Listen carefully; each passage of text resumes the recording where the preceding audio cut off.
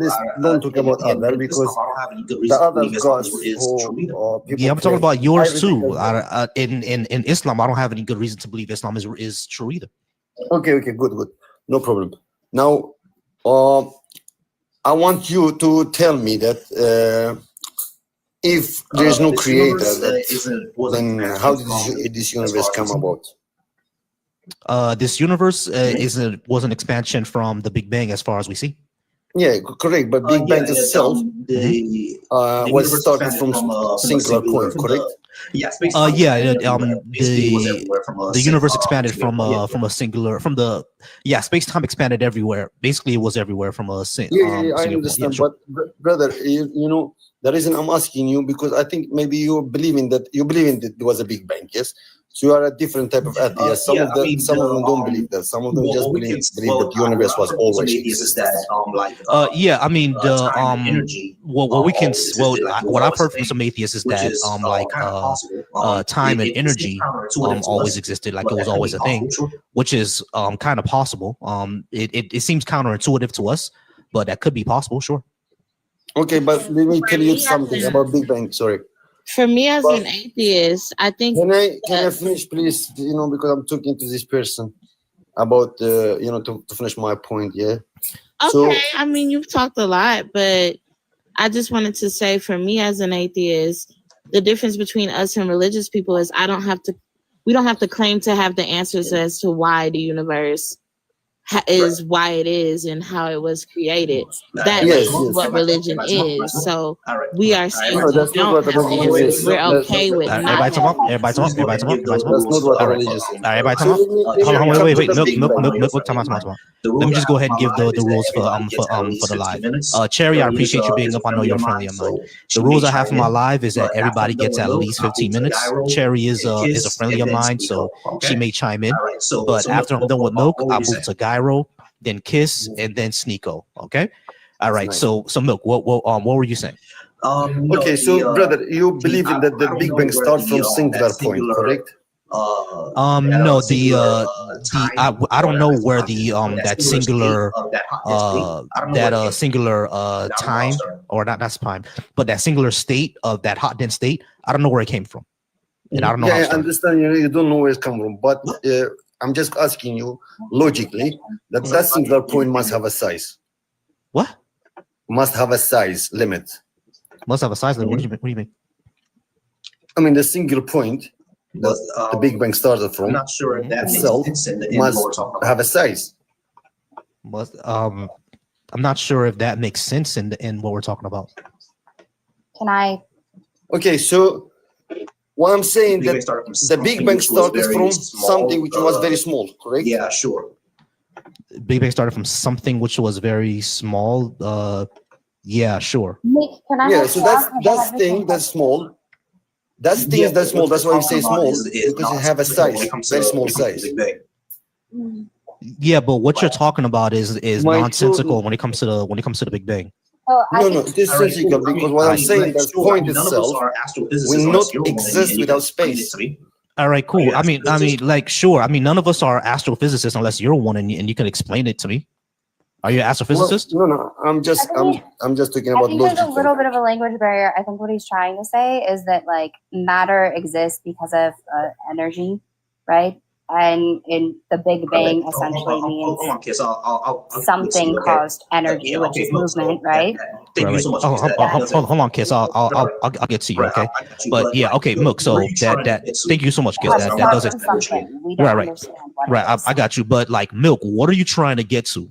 Because I'm not understanding what you mean. I'm trying to get that the Big Bang, when you say the Big Bang started, I'm trying to prove to you that it's not the beginning. Something before that. There's something else before that. At that point, right. There definitely had to be something before that, but yeah. But at that point, the way that we hold on, listen, Milk, hold on.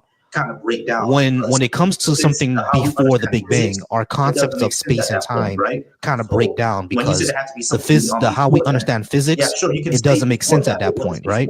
So when you said there had to be something before that, yeah, sure, you can say before that, but what does before mean?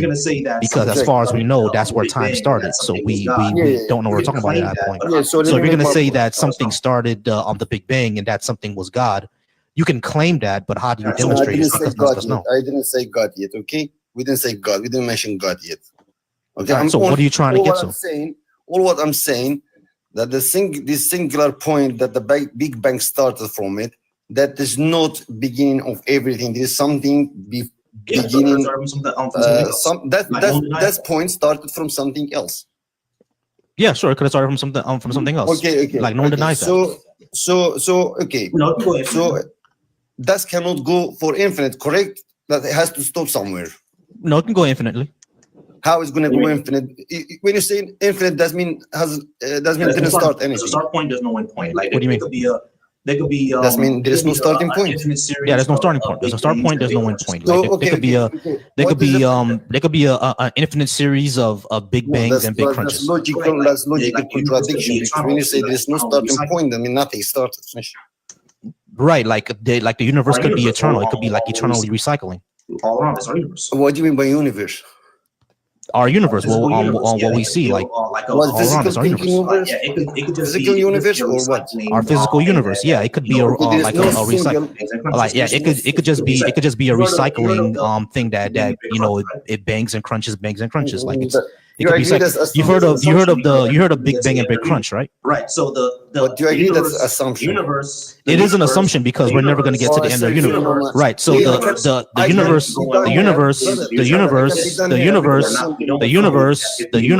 is going to keep going on for billions of years after we're dead. So we don't know that if the universe is going to end in heat death or if gravity is going to take over and is going to crunch, right? But those are hypotheses, and both of them have some evidence behind them. So yeah, brother, but the physical thing, every physical things that we see in universe, everything, they have a size unlimited, they dependent, and they're made of parts, they're all dependent. So whatever we know that everything that depends on something else. Yeah, sure. Yeah. So you say there is no starting point. So how something going to start with this when there is no starting point? I don't know. That's the thing. That's a mystery, right? What I'm saying is that existence in of itself is a complete mystery. So what religion does is saying that they do have the answer to this mystery. Wait, listen. Yeah, I'm saying that I have the answers to this mystery, but you can't demonstrate it. No, we have the logical answer to this. There's no any other possible way. You just claim something, and I prove to you that it's impossible. But it's not impossible. How do you show that it's impossible? So let's talk about something possible. Wait, how do you show it's impossible? Yeah, I will show it to just 1 minute. So what we're saying that this starting point, okay, must have a starter. Why? Okay, so where did we say that everything have a starting point? Okay, therefore, so where did your God start from? Go forever. Okay, so where did your God start from? Question too. You see, that's nonsense questions. All right, so what I'm saying is your thing is a nonsense question too. You're talking that there must be a necessary existence which has no starting point. All right, the universe is a necessary existence that doesn't have a starting point. I could do the same thing. But you didn't give me anything in universe to be necessary existence. Yeah, the universe itself is necessary. What is the universe itself? You know what the universe itself is. No, I don't know. That's why you using the word universe, but you're not telling me what is it. You're literally in the physical universe right now. So the physical universe is a necessary existence. I can do the same thing. You just admitted everything that's physical has started. That's physical has a everything that is. Is that what you believe? So everything that is physical has a starting point. So when you say universe, you're talking about everything physically that has starting point. So why do you say right? So the universe in of itself is eternal. Yeah, like energy and time is all eternal. You're not talking about physical universe now. You're talking about something else. Correct? Yeah. No, I'm talking about the universe. But you already admitted, brother. You said everything that is physical in the universe that have starting points. So we're not talking about our current presentation of the universe started with the Big Bang, and before that, I can't tell you where that started from, but it was probably another universe that we can't understand. No, brother. Okay, we agree that everything that's physical in the universe, for example, stars, moon, everything, whatever you can imagine in the universe. I already said this, bro. Already said this. Yeah, our current presentation. Hold on, listen. Our current presentation of the universe started at that Big Bang, right? But from that hot dense state, we don't know where that came from or what was before that. Probably another universe. What do you mean? But there is no any other possible way. Tell me what's possible way left. What do you mean? If there is no someone who's necessarily exists there, Okay. and everything started from that, then Yeah, what you just possible way left? right. I don't know what was before the Big Bang or what started it. What I'm saying is that hold on. What I'm saying is what I'm saying. Listen. What I'm saying is that you're simply asserting that there has to be a God there, but that's a God of the gaps I didn't say argument. God. I say necessary. A necessary existence. You said someone, a creator, a being, or something like that. But you're just asserting that. Hold on. You're simply asserting that to be true. You cannot demonstrate that. There's no way to demonstrate that. You're just concluding that it's true. Yeah. You didn't So, include that. Volcy, as a friend, right? Just chiming in. Yeah, he's right. He's kind of like dragging us in a loop, is he not? Or no? Yeah, he's dragging us in a loop. Because I have noticed that your chat went from like 80 to like 18. Yeah, he's dragging us in a loop. I'm gonna go ahead and we're just gonna go ahead and kind move of on. looking out for your live here. Yeah. All good. We're gonna go ahead and move on. Everybody, go ahead and tap that screen. Let's go ahead and get me the 6K likes, please. I do appreciate y'all being here. All right, y'all. Gyro, how's it going, Gyro? Are you over 18? And can you give me a good reason to believe in a God? I'm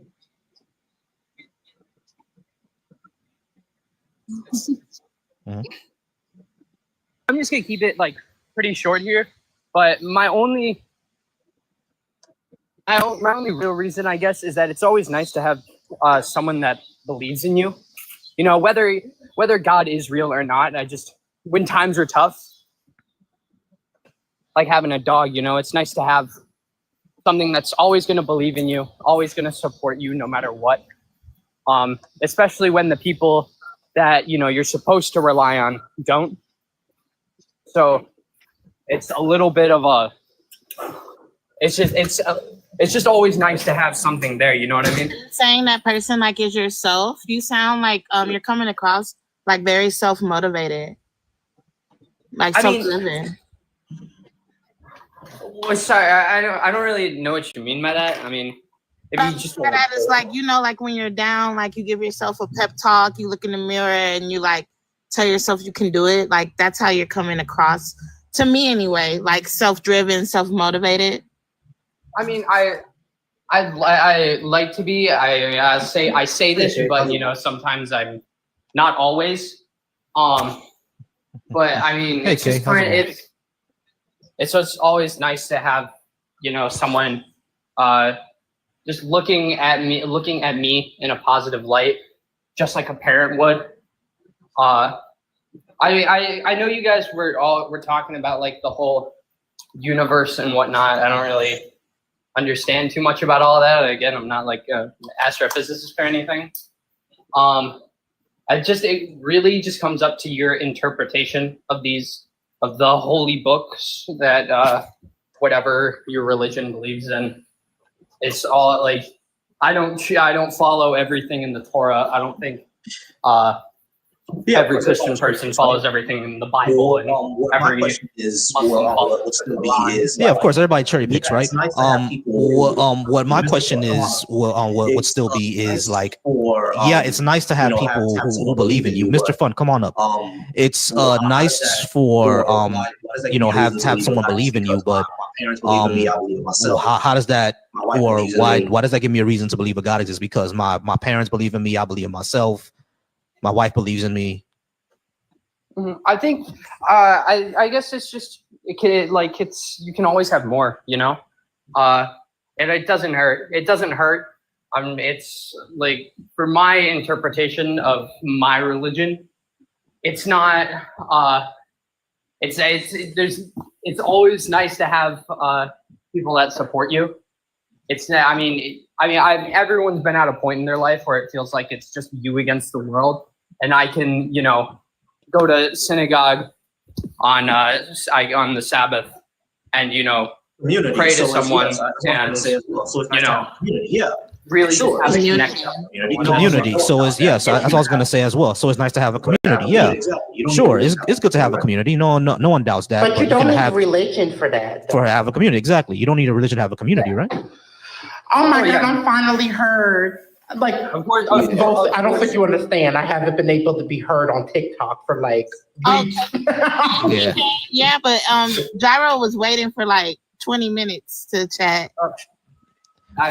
Send you a gift. Oh, got sorry. nothing going on right now, but it's just always like community. It's just another community that supports me. I mean, I know right now it's difficult times. It's hard for me to go to synagogue when my when the rabbi there doesn't really share the same views as me on some things. Mhm. But I know like I'm just saying, I know God wouldn't stand for anything that's happening, in Gaza or anything. How would you know that? It's just from my interpretation of the holy books. Mhm. My interpretation. But but that's the key thing. It's interpretation. So you do not know. You're interpreting that to be true, but you don't know that use God's or spirit. Yeah, I mean the way, for example, that I for example, I don't use gods or spirits to say, oh, these people will be against what's going on in Gaza. Is more of just a human thing, I mean, there's suffering going on over there. There's oppression going on. I don't believe in ethno states. You see what I'm saying? So causing a geocide to create an ethno state is just wrong on that. I don't need things of gods to know that is wrong. And in my opinion, I don't think you need that either. You see what I'm saying? Because you seem like a guy that understands the suffering of children is something that's just not kosher to do, right? And despite the cultures being having ethnic tensions for years on end, no one likes children unaliving. You know what I'm saying? So a state unaliving children is something that we should all be against, no matter what the holy book says. I'm pretty sure that you agree with that. What I'm saying is that I don't need a holy book to tell us that. You feel me? I don't think you do either, but it's up to you. I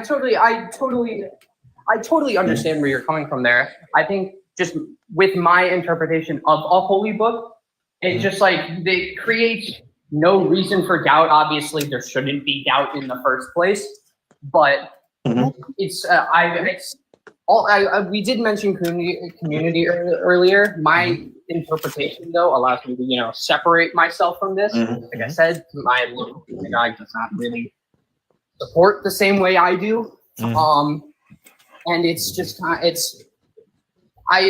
separate myself from that community, but I also understand my own place in that community and how important that is to other people, if something and as well as to my own beliefs and stuff like that. I mean, okay, I'll say this: if something helps you live through the day, I'm not gonna take it away from you. You know what I mean? Cherry K, y'all had anything to add? Because we're I just want to ask Volcy. Sure. Did Gyro he's Jewish from what I confirm what his religious affiliation is? Yeah, no, he's I'll Jewish be from what I open. can understand. Yeah, Okay, I will say it just outright. I am Jewish. I am practicing. I go to synagogue. I read the. Okay, I just want that clarification because I can't debate if I don't know. Right, gotcha. But you seem like a more of a Zionist critical or anti-Zionist Jew. If I'm not. It seems culturally. There are people who are Culturally Jewish, but they're like It's not Zionist, Jewish. Right. There are people who are religious Jewish, but they're like anti-Zionist or they're Zionist critical. He seems like one of I those feel people like that are. that needs to be more of a thing. My household has been relatively involved with I did. politics. I'll get to Richard. And, Richard, I saw you but, wanting to add something to the conversation. Gotcha, Richard. Yeah, I'll get to Richard in a second. But I don't remember what I was going to say. Gotcha, Richard.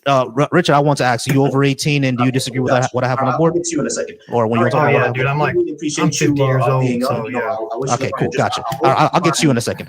All right, Gyro, I do really appreciate you being up. I wish you luck on your journey. I hope you find a synagogue or that understands what's going on over there isn't right. You know what I'm saying? So I do hope that. But I think just needs to be an entire, just different culture shift in the United States, just with everyone. I mean, the world's just in a really crazy spot right now.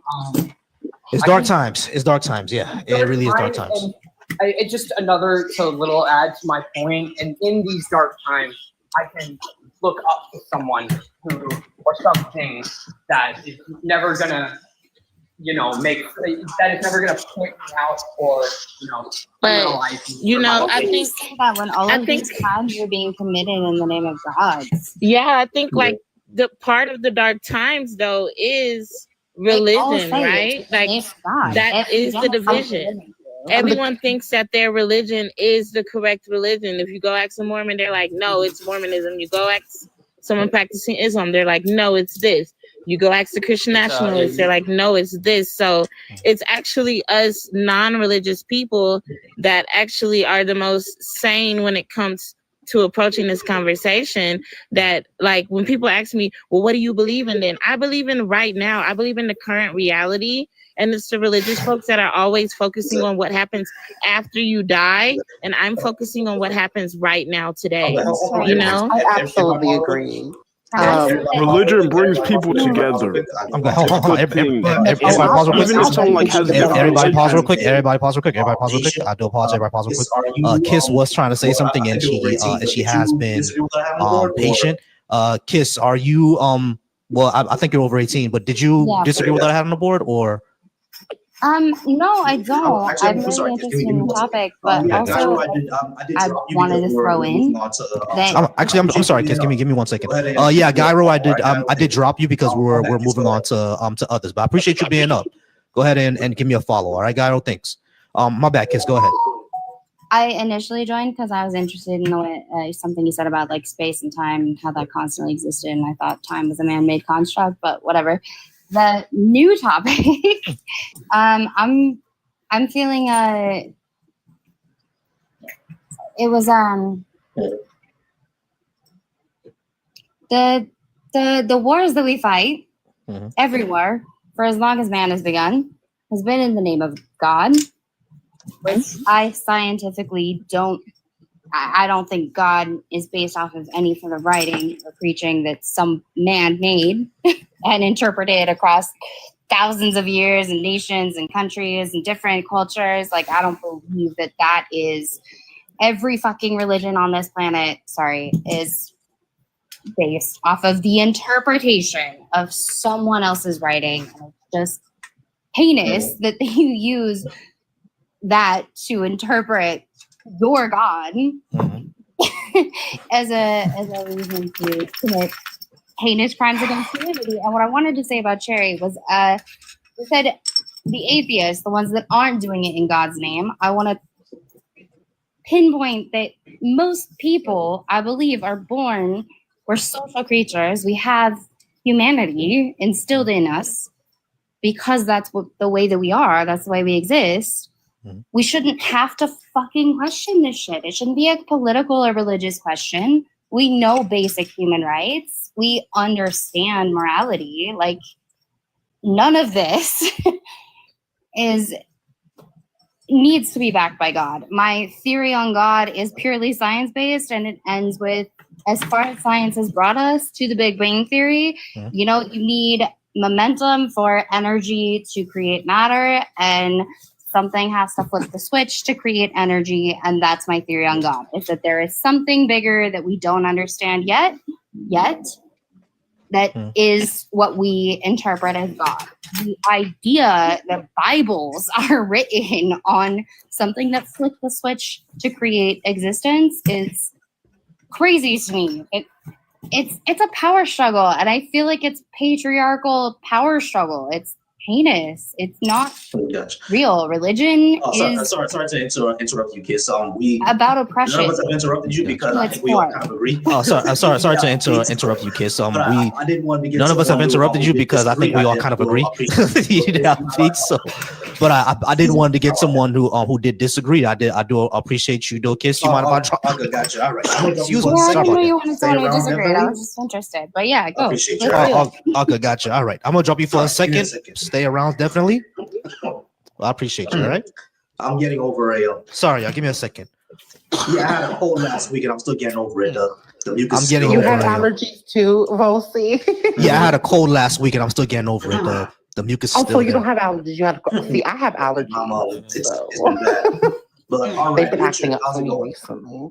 Yeah, exactly. My mom, it's Cool. been bad. Can you give me But all right, good Richard, reason how's to it going? believe in a God? It's going all right. Cool. Can you give me a good reason to believe in a God? Yeah, sure. No, I mean, but can you give me a good reason that one doesn't exist? I mean, yeah, sure. Two sides. There's two sides to a coin, and when you flip that coin, you're going to get one side or the other. So either you don't believe, or you either you do believe or you don't believe. Now, I mean, if I don't believe, and I die and go to heaven, and I die, and there's nothing there So, when I die. the issue with If I don't believe, then I have nothing to lose. no, I understand. Right, sure. Let me ask you a So, question. the issue do with believe in a God of a You know, so it's gotcha. No, I understand. Let me ask you a question. Do you believe in a God of a certain tradition? Christianity, Judaism, Islam, Hinduism, etc. Okay, cool. So I mean, yeah, I mean, you could say that, okay, but cool. So you could also say that. What religious denomination? Okay, like That was an accident, y'all. I Hey, think Richard, I come back. disconnected him when I was Sorry trying about that, to Richard. follow him. Come back. Hey, Richard, come back. back. Sorry about that, Richard. I was Come- trying to follow you. Richard, Oh come my on back. gosh. Come on back. Sorry about that, Richard. I'm so sorry. I was trying to follow you. Please continue, Richard. Oh, he's coming. Okay. we the host apology. I'm we the a mods and the host moderator of a different group, man. It's hard to disconnect somebody. It really is. You just No, it's I a was small trying little to section that you got to hit follow. to disconnect. I just became a moderator But like 15 minutes ago. Yeah, sorry. All right. So, Richard, this is what I was saying. It's I was gonna ask you if you are you Judaism, Hinduism, do you believe in a God of a certain tradition, like Christianity, Islam, Judaism, Hinduism, Shintoism, any of those certain traditions? I mean, or I is it like was raised. I was raised to believe in a God of certain religion. But okay, can you name that faith? Well, no, because the faith has nothing to do with believing in God. A God is an entity. Oh, okay. Not of a certain Richard, religion. we're asking you what religious practice. Well, no, because I don't think. So, Richard, you don't have your any actual- religious practice. That's what I'm trying to say. Do you have like no religious practice? Okay. I do, Which one is it? but That's what I'm that's asking. not Which what one the is it? question is. The Are you a question- Christian? Are you Muslim? Are you Buddhist? Right. I need to. The reason why I'm asking is because I need to know exactly What is? I'm like, what is your religion, Richard? Yeah. No, the reason why I'm asking is because I need to know exactly So- what I'm discussing here. There you go. I mean, discuss what it is. Just if I say I'm a Christian, yeah, well, let's what are you going to discuss? Christian We're going to discuss Christian philosophy. There we go. Theology Okay, so with me? yeah, we'll discuss I mean, theology, philosophy, your view of God, But etc. here's the thing. Here's the thing, though. Yeah, sure. Jesus is also in Islam. He's talked about in Islam. Yeah, but sure. not as the Son of God. They do not believe that, Richard, and I know that because my sister is Muslim. All right, so Well, they no, do not but Jewish believe people Jesus do not is believe the Son Jesus of was God. the They Son of believe God Jesus is either. the prophet. All right, give me a second. The All right, so Jewish people believe Richard, Jesus was the Messiah. give me a So second. does Richard. Hold on, bro. All right, give me a second. hold on. Richard, hold on, Richard, listen. Listen. This is Richard, hold on, bro. Hold on. Listen. Hold on. Listen. The reason why I want to specify that is because I need to know what type of God concept are we talking about. If it's just like any type of deist God concept, then I don't have a reason to believe in that one either. But I won't be able to kind of discuss with you if you're not talking about that one. You feel me? Like there are people who believe in Hinduism.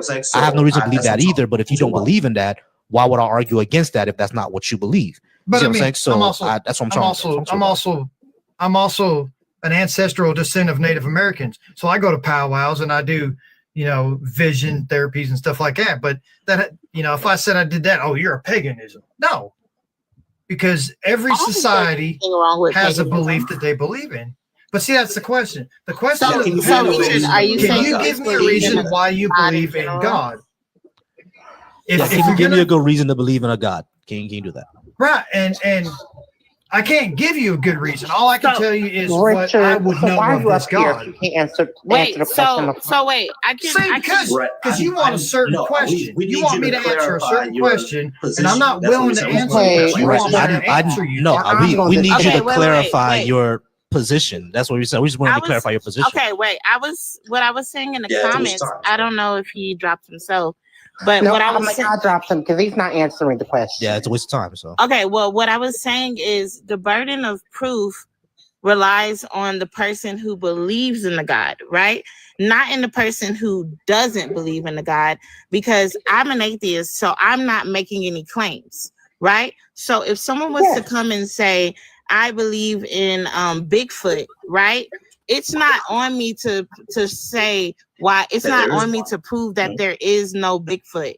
It's on you to prove that there is a Bigfoot with the prints, with the fur, with the footage, with the images. It's on you to come to people and say Bigfoot is real because this, and this. The people who don't believe in Bigfoot, I don't have any proof to bring because I'm not making any claims. Does that make sense? So the people who believe in God are actually the people who need evidence. The atheists don't have to bring any evidence.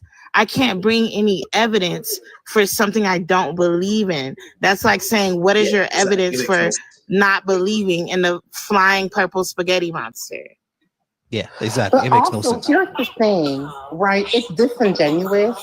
I find it that disingenuous because you're asking me to disprove something that you're claiming exists. Like you're asking me to prove. So, Richard, I wanted to ask you, were you saying that you were just a general believer in a God?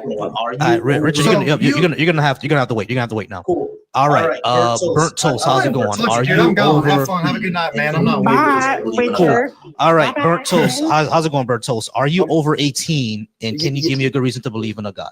Yeah, no, I'm 51. So I just came up here to to explain to Christians that we are to fully allow men to be persuaded in their own mind. Now, if you're not doing any harm to anyone, so be it. That is your choice. That is your life, right?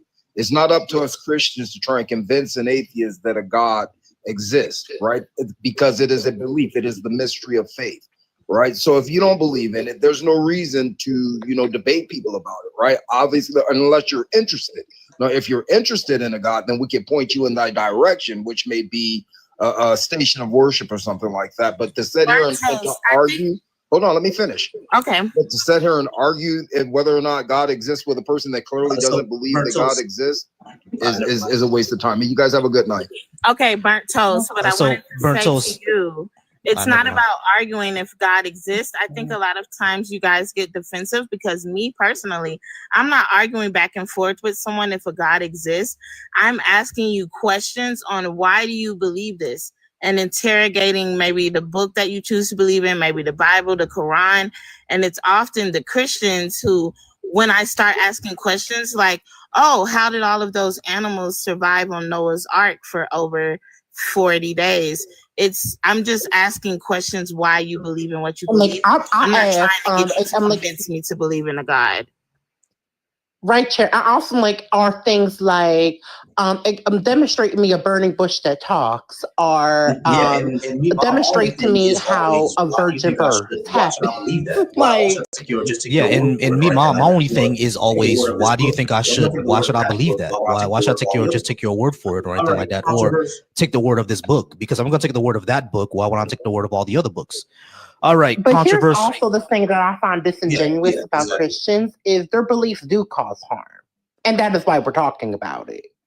Outside of us, just debate, they do cause harm. People's rights are being removed in the name of your God. People have been oppressed and alive in the name of your God. So we're going to talk about it. Exactly. And we have the right to talk about it. Give me a second, y'all. Hey, Michael Jones, I can't invite you up, but if you want to come up, then I'm more than open to dialogue. Go ahead and come on up. All right. Controversial. I see your name is Controversial Christian. So I'm assuming that you are Christian. Are you over 18? And can you give me a good reason to believe in a Christian God? Yeah, I'm 33, and I feel like if you don't believe in God, then the world that you live in, your reality is truly evil. Okay, why so? What do you mean? Why? Because you don't have a justification for things that are unchanging. What do you mean? Like, do you think that it's ever wrong? And just because I ask you this, don't think that I'm condoning this. A lot of people try to say that I do, but is it ever wrong to essay a child? Of course. Why? Harm is pain. Because it causes harm to that child. What is harm? And why is it bad? Harm is pain, something that's non-preferable to us. Violating your boundaries. But why is that? Yeah, bad? any inequality, I'm boundary. a controversial Christian. This is what I cannot stand about y'all. Is I'm just trying to have genuine discussion. No, because I'm gonna call this out. We do not need a religious text. I haven't even brought up a religious text. That's not my claim. That wasn't my claim. Everybody pause. All right, Christian, you understand just by asking me what is harm, why is harm. Even if I can't answer you what is harm or why is harm bad, I can still you understand. I can still recognize that harming a child is bad, right? What he's asking that's what I'm asking. Hold on, wait. And one at a time. It's controversial's turn, not your turn, D-Man. That's the whole point. I think that I said that things are objective, and you have no way of grounding that, which is why you can't say why it is. But you and I both know that it is, and there's a why to that, and that's why I'm asking you in your worldview, if there's no God, why is it wrong to do that? Because it causes harm. We know, we see the results of it. We see the negative results of harming children. Why is harm wrong? What's the D-Man, it is not your turn. Do not interrupt the game. So, controversial. Controversial. We know that it's wrong because of the harm that it causes, and we know that what it results in, right? Harming children results in them being dysfunctional adults most times, and not only that, it violates their boundaries, it violates their consent. These are things that harm children. It causes psychological. Is that subjective or objective? That is objective. We know objectively that essaying children. So according to science, what do you mean? We research this stuff. We know that essaying children. We know that essaying children leads to bad results every single time. But what is bad? That's what I'm at. Like that's the bad things of what I'm asking you. They don't get bad is okay. What do you think bad is? Yeah, you intrinsically know that you're explaining. We think is bad. I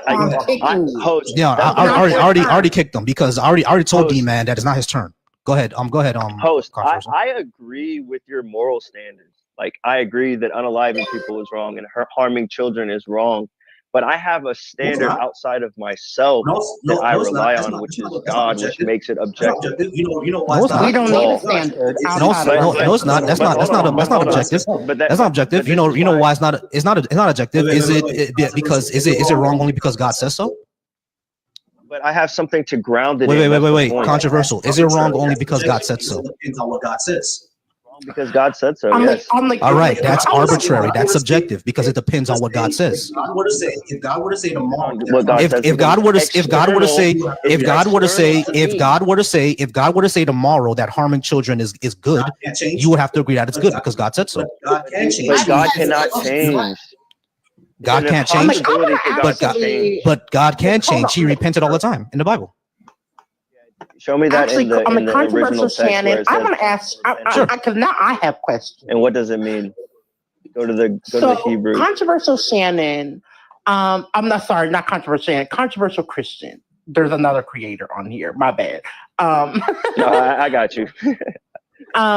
So I'm like, so you believe that harming children is bad, right? We can all objectively agree to that. Agree. I'm like, hold on, let me just get it out. We all agree to that, right? Do you believe your God agrees, though? Yeah, so I agree that God's laws are intrinsic to his nature, so he wouldn't break his own laws. It's who he is. Actually, I'm like, in the Bible itself, I'm like, this is where I'm going to clock you.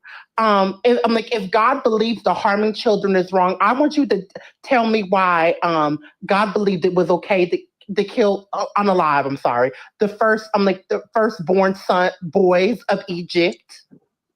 Because of divine judgment, and this is my reason. I'm like, so harming children is okay, and I'm like, under divine judgment. Well, this is my my answer to this. One, if a child dies and they truly are like not to blame, they're not unaliving, they're only changing location.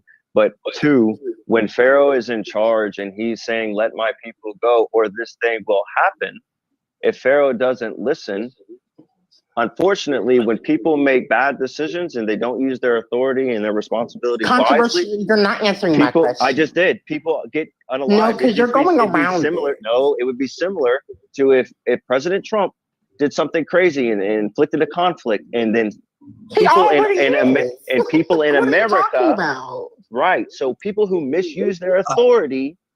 And he is currently. He's literally breaking the Constitution. And people suffer the consequences because of other people. All right, so Christian, he's moving around the point. Yeah. So controversial. Hold on. Controversial. I don't think you really understood answered the question because because we what Kay first asked you was that does your God believe that harming children is also wrong, and you said yes. But he harmed children in his own storybook. So that seems to be a contradiction. No, he didn't, that's not the only instance that children were harmed in the Bible. We can talk about the flood of Noah. Children were also affected by that flood. Noah and his family were the only ones that survived that flood. So millions why is that wrong? Children, according to your Bible, but why is that wrong? got harmed. But why is that wrong? Because he killed children. You just said that. You just said harming children is wrong. According to God.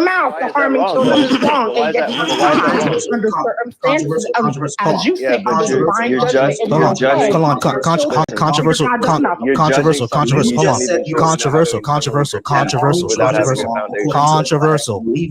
You just said yourself that harming children is wrong according to the God that you believe in, but he harms children.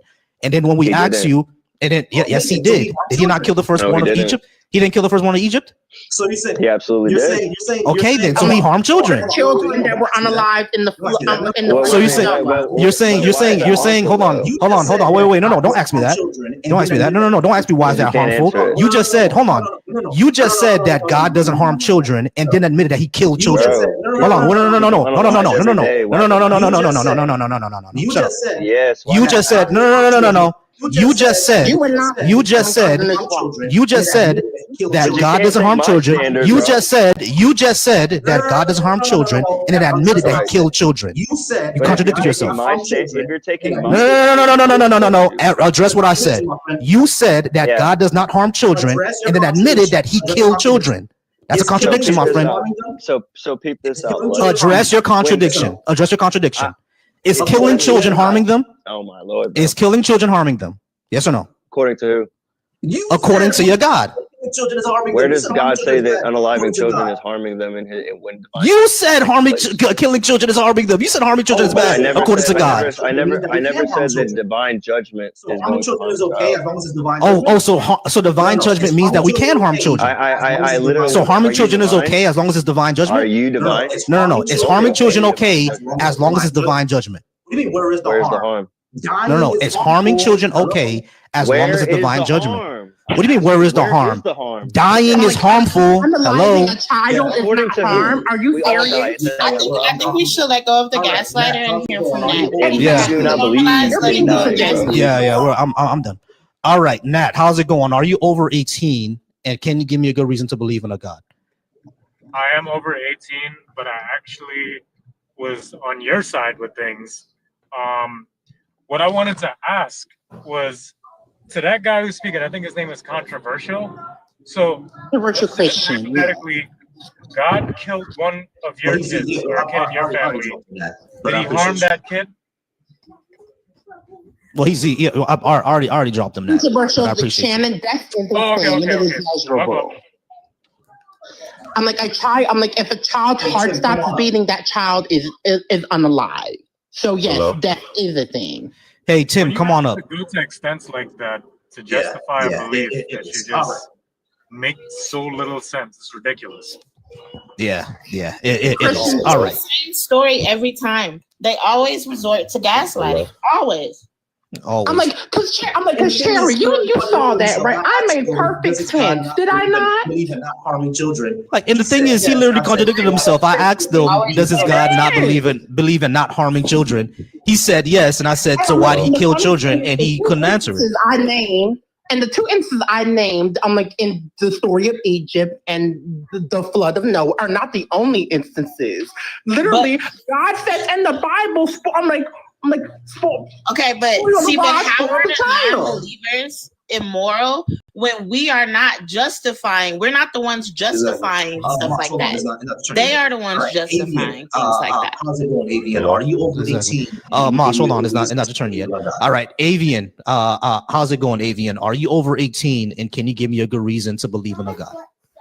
B.A.S.H. I wish I could give you a good reason, but I can't think of any reason to believe in any deity of any kind, and I am over 18.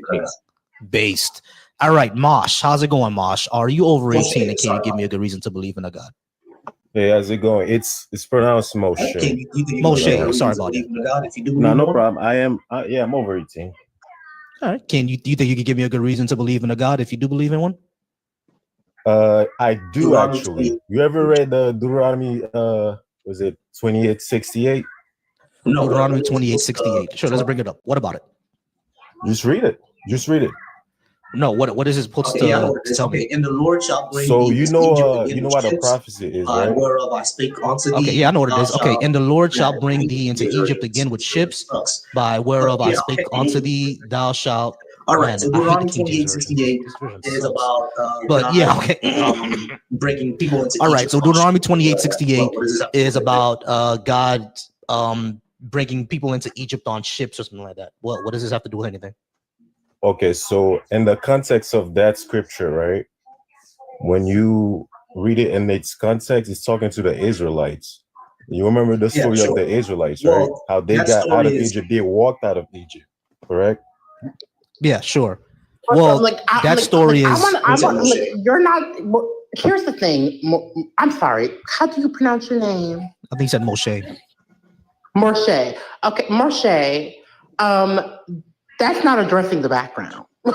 It is addressing it. You want me to address it the way you like. That's not how to do it. No, I want you to address it directly. That is directly. That is a direct. No, I'm like, are you going to religious scripture to just because nothing in that scripture that you just named gives me. I'm like, you're not letting me get my point. Let me make my claim. All right. So Moshe, actually get to your point. What is this supposed to tell me? Because this is just a verse in Deuteronomy. Who cares? No, it doesn't. Okay, so the writing you have is give you a good reason to believe in God, and my reason before. Listen. That's your question. It says, can you give me a good reason? Okay, that was my reason. Can I explain it? Okay, well, go ahead. Stopping you.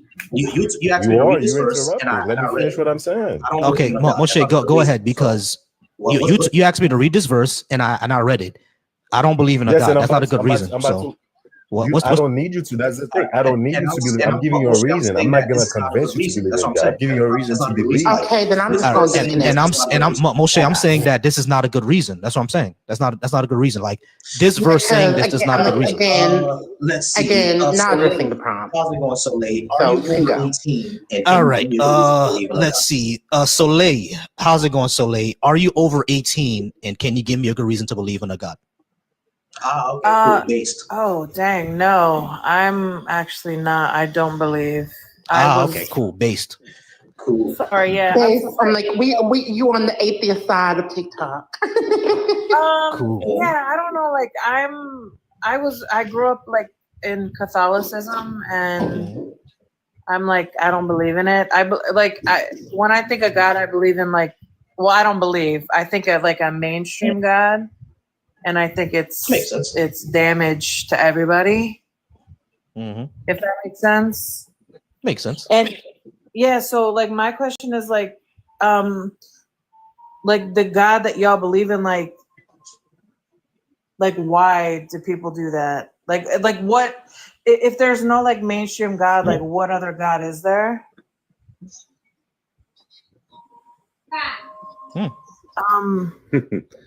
Yeah. So I read an article before that the world at large in general has to believe in God as kind of like a North Star. Okay. And what I mean by that is the world collectively, just like we have north, south, east, and west, and like gravity and like the sun, collectively as a group of people, we all have to like say there is a God, or like if too much of the earth says that it's not, then like it'll just throw off everyone's equilibrium. I don't know, like.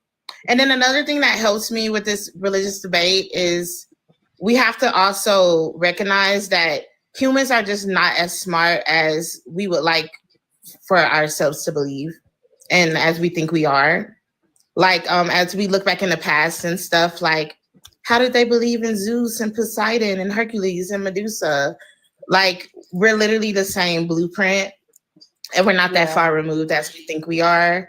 As far as the human timeline, we're still pretty early on, and we're still pretty rudimentary. So it's like, while we have like a small segment of the population questioning things, this is why I always say deconstructionists are on the right side of history, because since when is the people of the majority saying, yeah, we all believe this because of faith? Since when is that the right side of history? It's actually the people questioning things, right? Yeah. Hey, so I'm sorry. Can I pause me real quick? Hey, El Navi, you've been in the comments crashing out for over 20 minutes now. I can invite you up, but if you can go ahead and come on up, then we can talk about this subject. Otherwise, I'm just gonna go ahead and mute you for crashing out all over the place. All right, don't antagonize my guests. Crashing out in the comments. El Navi, he's been crashing out for the past 30 minutes now. Like, just come on up and discuss the topic. I don't know why you don't want to. All right, I'm sorry to interrupt you. So here's what I'm gonna do. I'm gonna mute him for the next. I'm gonna mute him for the next. Yeah, exactly. 5 minutes, and and you will be. And if you want to talk, you're gonna come up here. Yeah, exactly. All right, I'm sorry to interrupt you. I don't like how. I do apologize for interrupting you. Yeah, past hour he's been here. Yeah. All right, Soleil, go ahead and finish what you were saying. I do apologize for interrupting you. No, I appreciate everyone. Chiming in. It's just like my whole thing is like the mainstream term of God is like what I always get caught up on. Like I grew up, like I said, in Catholicism, and I never felt anything with it. So gotcha. That's like the point where I'm at. Let me get back to you real quick. So like, all right. So Moshe, I appreciate you. Gotcha. Let me get back to you real quick, Soleil. All right, so Moshe, welcome back up. This is what I was saying. I was asking, can you give me a good reason to believe in a God? Not just any reason, right? Because any reason to believe in a God. Hold on, wait. Hold on, listen.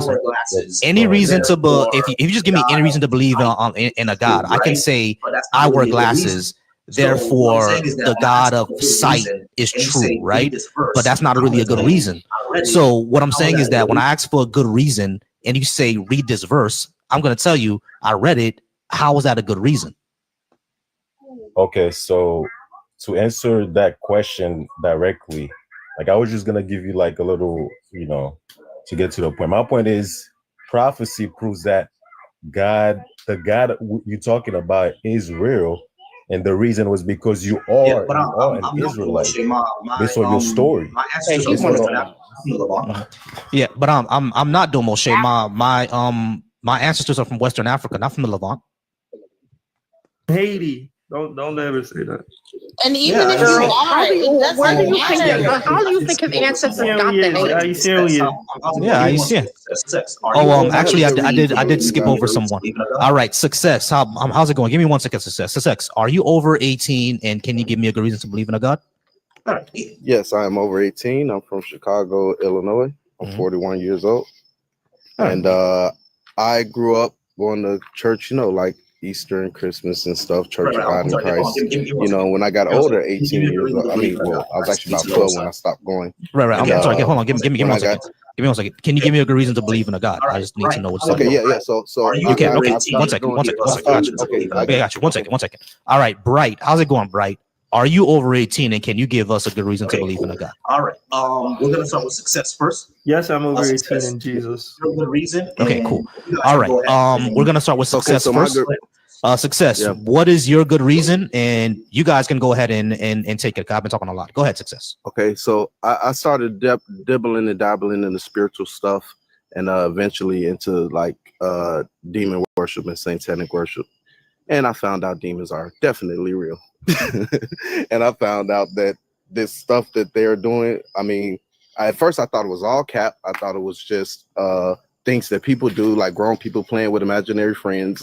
I mean, that's how I was most of my 20s. But when I joined the military, I got exposed. I joined the military after 9/11. On my third deployment over in Iraq and Afghanistan, I got exposed to some stuff. And when I say that when you draw certain symbols and you say certain things, they come. Oh yeah, they come. And it's no mistake. It's no mistake about it. And it took a lot of like, you know, and I had a lot of fear and that type of thing. And I started seeking refuge in the church, you know. All right, everybody. And pause me real quick. So I actually, no, we got your reason. Pause real quick. Okay. All right, everybody, tap that screen. I appreciate everybody being here. Let's get up to 10K likes within the next 10-15 minutes. Please, I appreciate y'all if we can do that. All right, Avian, you haven't spoken and since we got here. Did you want to take this, or Cherry or Kate? And I want to take this. Go ahead, Avian, if you want to take it. I kind of do, because my older brother also served in the military. He was in the Army for almost 12 years, but I was also military. Thanks for your service. I actually just wanted to say, and this is something my brother said in numerous firefights in Afghanistan as well as Iraq. Actually, both my brothers said this. The claim that there are no atheists in foxholes is patently false. He was in so many firefights and he's still not a believer. And he actually tells me constantly, "You're more militant than I am, and I was in the military." Like, well, yeah, that may be true to an extent. But I said, do you think there's a possibility? This was a theory that I had when I was in my late teens. The possibility that religion evolved, or the belief in a deity of any type from anywhere in the world, was because of the fear of death. Unalivement. Sorry about that. All good. Okay, so it was a fear of death, and that's why when people would drop, they would then think, what happens after? Because at our earliest points, we don't know where even now we don't know where our consciousness comes from, other than the firing of the synapses in our brain. But that is where I believe that the belief in a deity came from, was from people's fear of the unknown predominantly, because we don't know what happened. We don't know what happens after we die. Well, that's a fear mongering thing, right? So it definitely is. That's what religion is. Right. All right. So success. This is what I want to say. Success. I'm not doubting your experience, right? You experienced something, right? That doesn't mean what you're attributing the experience to is actually real, right? Because there are plenty of people who said that there are demons and there are angels and stuff like that. So you believe when you write certain things in a certain way and invoke certain words, therefore a demon is going to come out. Is that correct? Yes, I'm telling anybody, if they really want to know that bad, because it would be worth knowing, even if you have a bad experience with the spiritual world, to go into it. So my really don't, and then it's gonna be things that only gonna convince you. My family is from the West. My family is from the West Indies. My grandmother is my parents and my grandmother are from Haiti. I was born in the United States, right? My grandmother on my father's side was a Haitian Vodou practitioner, right? She passed away in 2014, but she's a Haitian Vodou practitioner, right?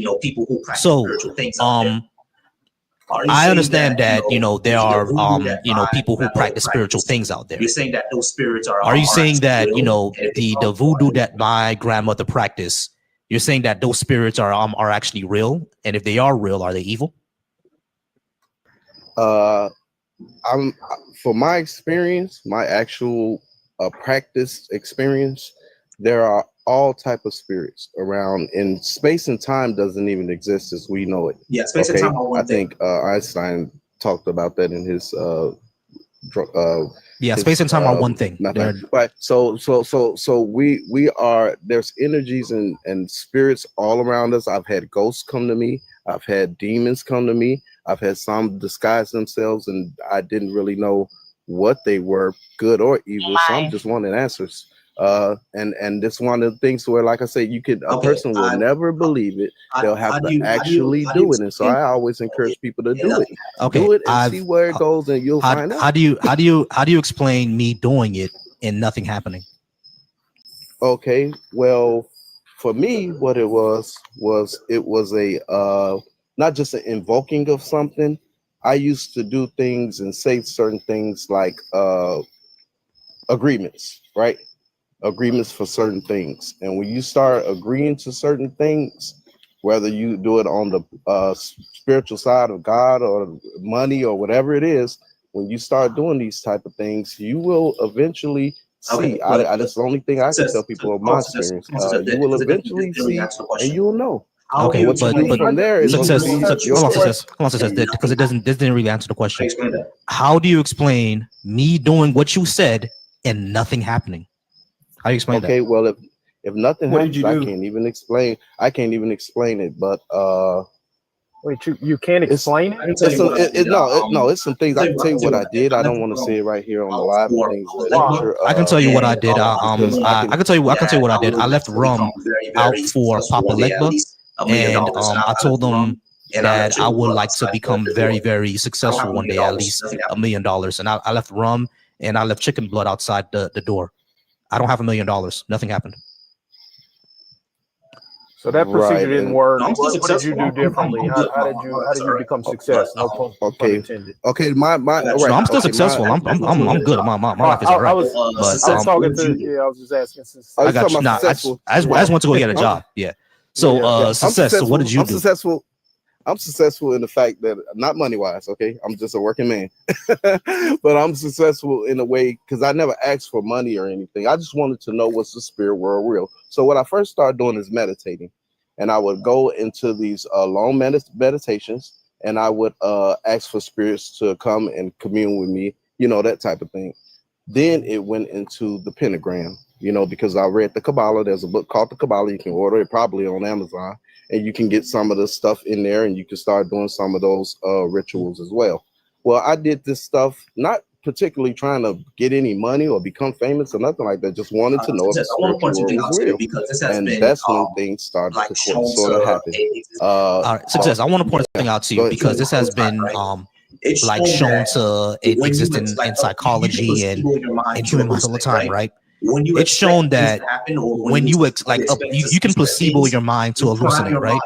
When you expect things to happen, or when you expect to see certain things, you prime your mind subconsciously for those things to happen to you, right? Or because human beings are pattern recognizing machines, we always recognize a pattern, right? Even when there's no pattern there, our mind makes a pattern there because that's just how we are in our heads.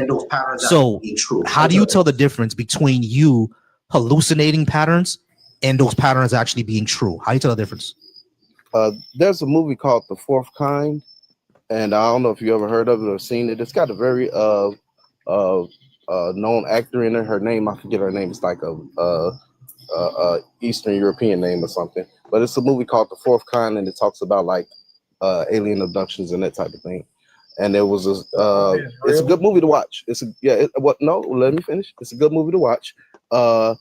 What those people went through, they could tell 1 million people, and 1 million people won't believe them, But the truth of the matter is that I can say that their experience was no more fake than I can say if someone loved one came after they were unalive and came and visit them at their house. I'm not saying that the experience is fake. I believe that you experienced something. But we know that human minds can hallucinate and delude ourselves. Like just this morning, I thought that I got up and used the bathroom, and my wife answered the door at 6 o'clock in the morning. None of that happened. and I clearly heard door open, right? So we know our minds can hallucinate things. You know what I'm saying? And I know it didn't happen because we have cameras in the house. Like, I know she didn't get up and go answer the door, but I heard it, right? So we know our minds can see and hallucinate and hear things that are not true. So my question would be is, how do you know that you didn't just hallucinate this stuff? And what I'm saying is that when I say hallucinate, that doesn't mean that you're off your rocker, because like hearing voices and hallucinate things, that's actually a good thing to do. That means your mind is working. Now, if you hear conversations, that's a problem, right? But if you just hear a voice, that's fine. That's regular. That happens. What I'm saying is, how do you tell the difference between a hallucination and something that actually happened? Well, for me, a spirit came to me, and he had been murdered in 1965, and I found the guy who actually murdered him, and he told me why he did it. He was being forced into a gang. You solved the murder from 1965.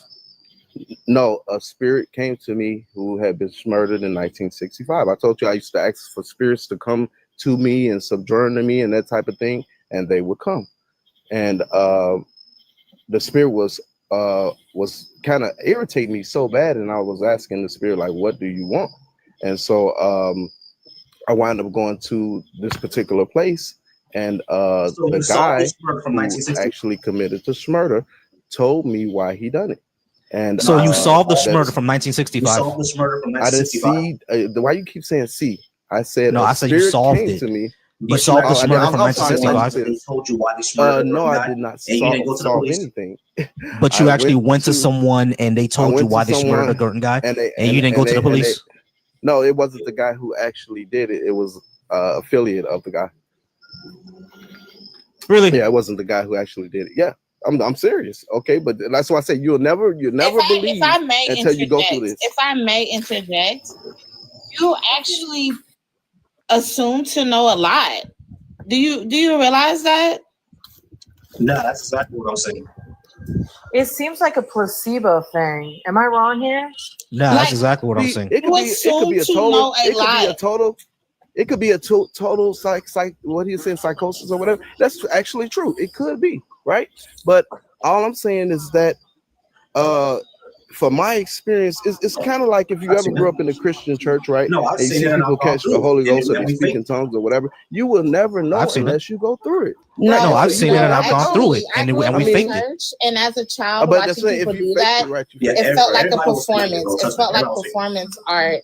And I was really disgusted by what I saw. Everybody was faking it, bro. Trust me. Okay, so okay, let me ask a question then. So are you saying that every single supernatural event that's ever existed, ever been documented or claimed? Yeah, I think it's all crap. Yeah, I think it's all crap. I think it's people hallucinating. I don't believe in any of it. I don't believe in one thing. Yeah, either people hallucinating or they misinterpreted something. And so the only way the only way that you would know is you have to have your own experience. It's been nice hearing from you. I have though. That's what I'm saying. It's all crap. Okay, well, do you think we can get some other people on the panel? Yeah, definitely. I do apologize. I'm sorry. Go ahead. And it's gonna be Bright next. All right, go ahead, Cherry. Bright. Are you said that you're over 18 and can you give us a good reason to believe in a God? What is your good reason? And Cherry and Soleil would go ahead and go next. Actually, Bright, before you go, Pro. Are you over 18 and can you give us a good reason to believe in a God? Okay, cool. Jay, I'm over. Good night, first of all. I'm over 18 and I'll give it a shot. Okay, cool. Jay, are you over 18 and can you give us a good reason to believe in a God? Are you over 18 and can you give us a good reason to believe in a God? I don't have a good reason. No. Gotcha. I don't believe. Gotcha. Dylan, are you over 18 and can you give us a good reason to believe in a God? Yes and yes. Okay, cool. Go ahead and give us chill for me real quick. Bright is gonna go. Cherry is right. I've been talking for a while. So, Bright, go ahead and give us your good reason. And please do it in 1 minute or less. Cherry, Soleil, or Jay will respond. Go ahead, Bright. What is your good reason? Cool. Cherry, Soleil, or Jay? Jesus. That's what I would say. Cool. Cherry, Soleil, or Jay? I want to go ahead and take that one. I was just going to immediately disconnect. I don't have the time. What's up, Dylan? Yeah. All right, Dylan. Dylan, how are you? Doing good. All right, Dylan. What is your good reason? I mean, it's a simple. I'm not gonna go like an essay like that last guy did, but just basically, why not? You know, in life, you gotta, you know, what's the point of living if you're not living for something at the end? Cool. Well, I'm living just Basically. fine right now, so. Well, yeah, but you know, you ever thought about like, well, on the earth, you know, human, and Dylan, what's after? I sincerely, I actually see your perspective like really clearly, and I kind of like see it the same way but different, right?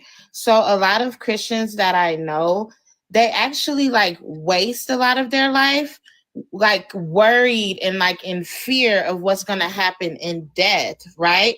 So for you to say like what's the point of life, if like what's the point of living, you know, I've kind of seen people like so worried about the death part that they're afraid to like do stuff that they love in the present time. Or do you agree or no?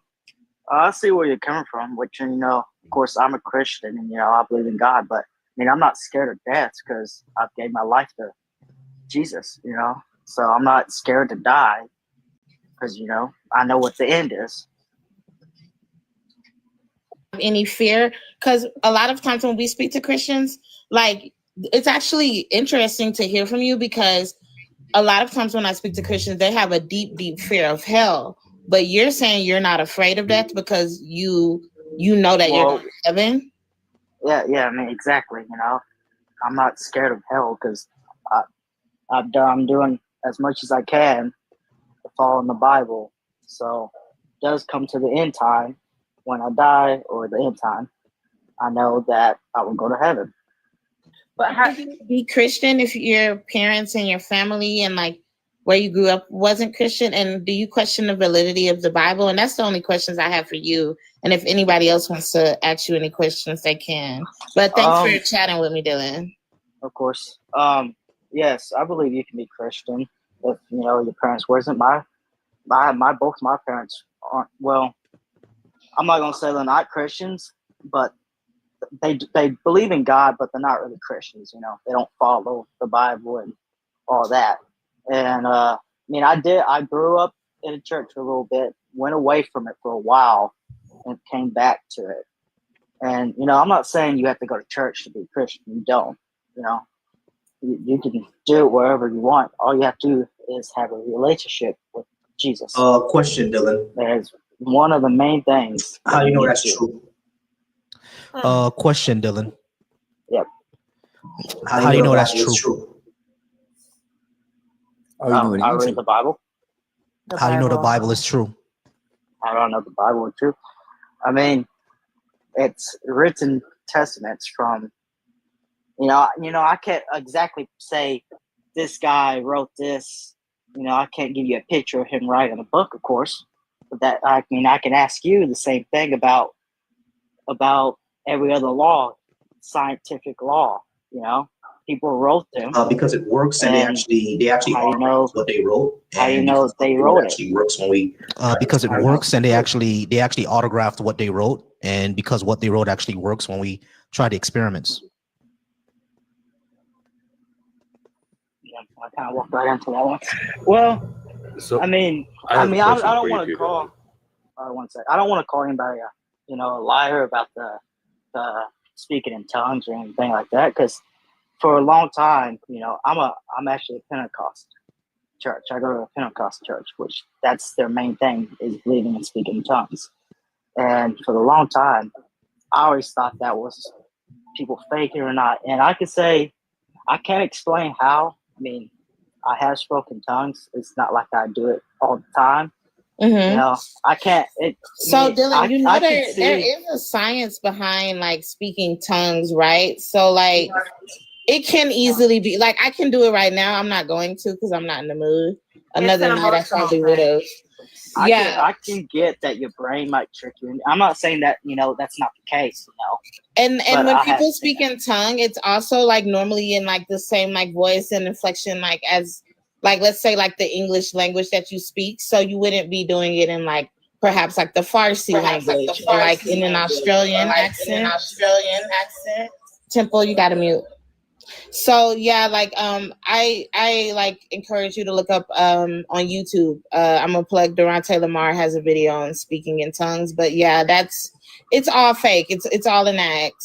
It's a cultural thing. The best way I can describe it is the same way that we're all experiencing like a concert, maybe I don't know, a Chainsmokers concert, and in between their song they have ad-libs and the whole audience is doing the ad-libs, right? It's not, they don't have lyrics there, right? And the ad-libs are different every time, but somehow everybody is hitting it at the same time because it's the Chainsmokers, the ambiance is right, it's oons. It's the same vibe for churches. I'm sorry, guys. It's all emotional. Avian actually When you look at it, it's for Dylan. Avian, what was your question?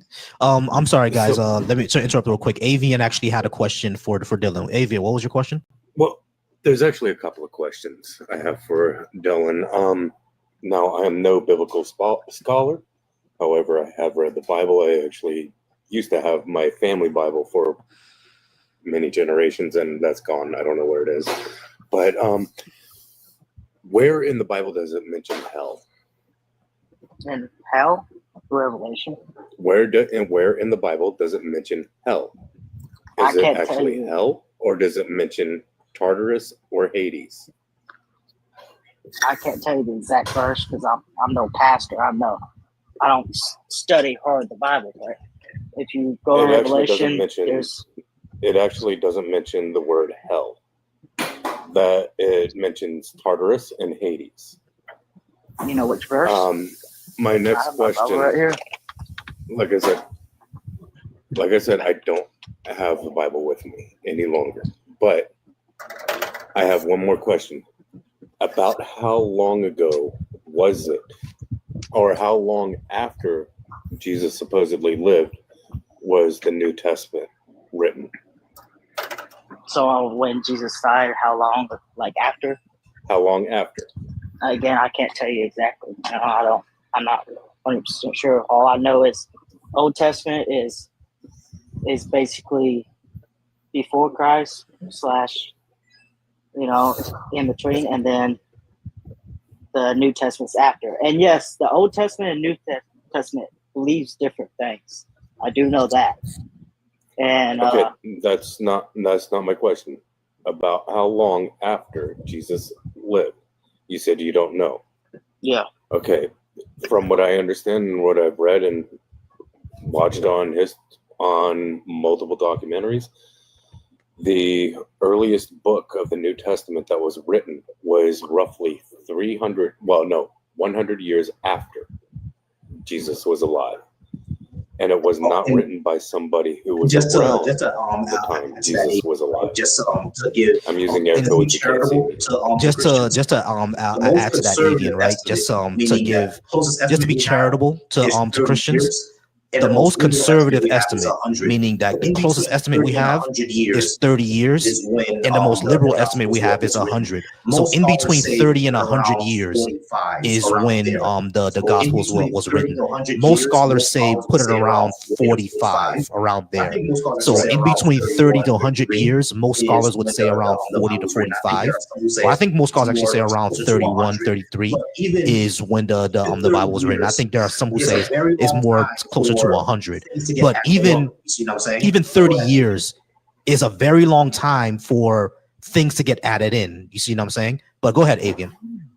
No, that's pretty much what I was saying. I mean, the people who were alive was about all four. Any one of them. Matthew, Mark, Luke, and John. Yeah, the earliest one is Mark, and Mark was about maybe 30 to 35 years after Jesus at the earliest.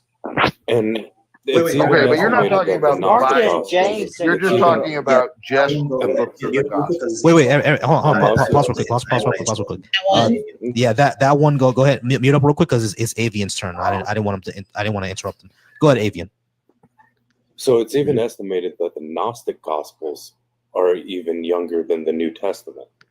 Mm-hmm. The Gnostic Gospels are estimated to have actually, some of which may have been written around the time of Jesus, like the Gospel according to Philip, Gospel according to Mary, which is the Gospel of Mary Magdalene.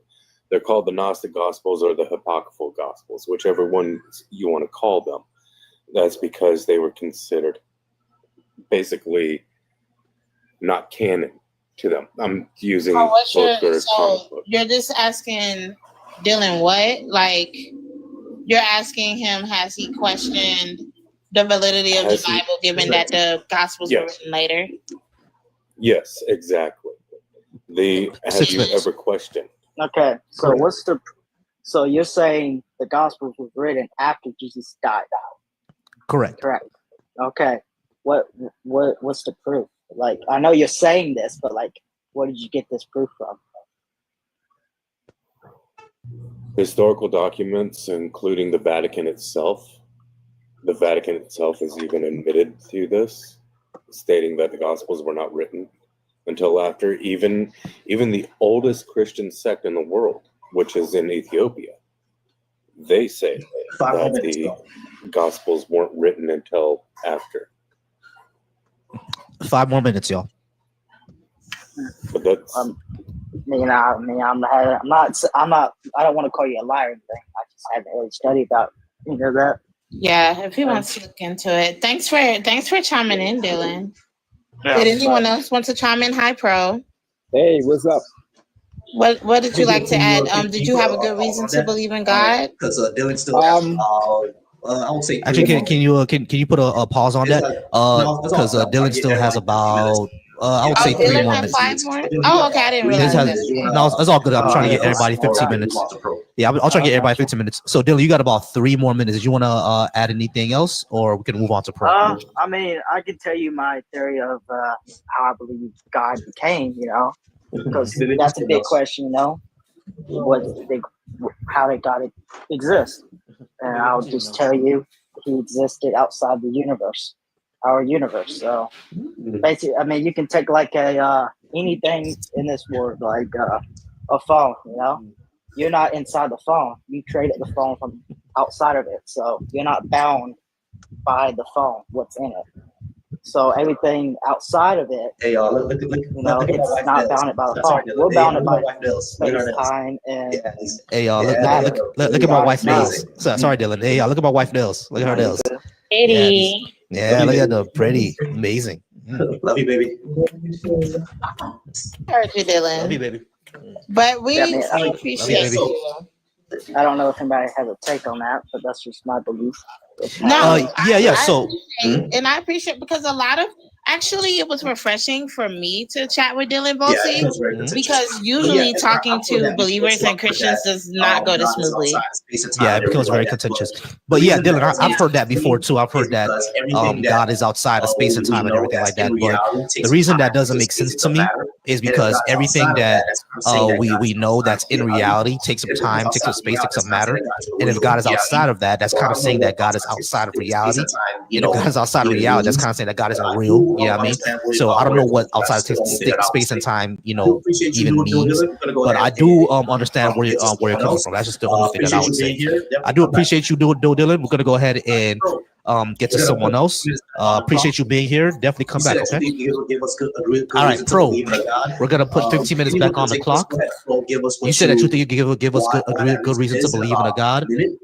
Anyone could take this. Go ahead, Pro. Give us why that reason is in about a minute, and someone will respond. Go ahead, Pro. Okay, first of all, good night, and I'm watching you all from the Bahamas, by the way. And, I love the Bahamas. Yeah, everything is some bad weather down here right now, but otherwise it's all good. Anyway, the only thing that I could share with y'all is my personal testimony. I heard a little bit what was said. I came on a little late. Y'all was already on, and it sounds as though everything sounds as though it's come down to belief and truth. Right? Everybody have a different experience, and everyone say their experience is true. How do we measure that? Let me share one of my truths with y'all, and y'all tell me what y'all think.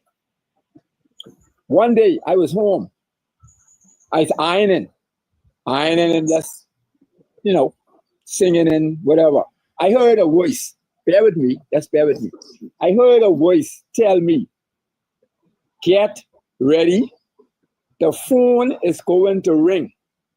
And when the phone ring, the person on the next end could say this and that and this and that. I was like, it's only me on his home. My wife was at work.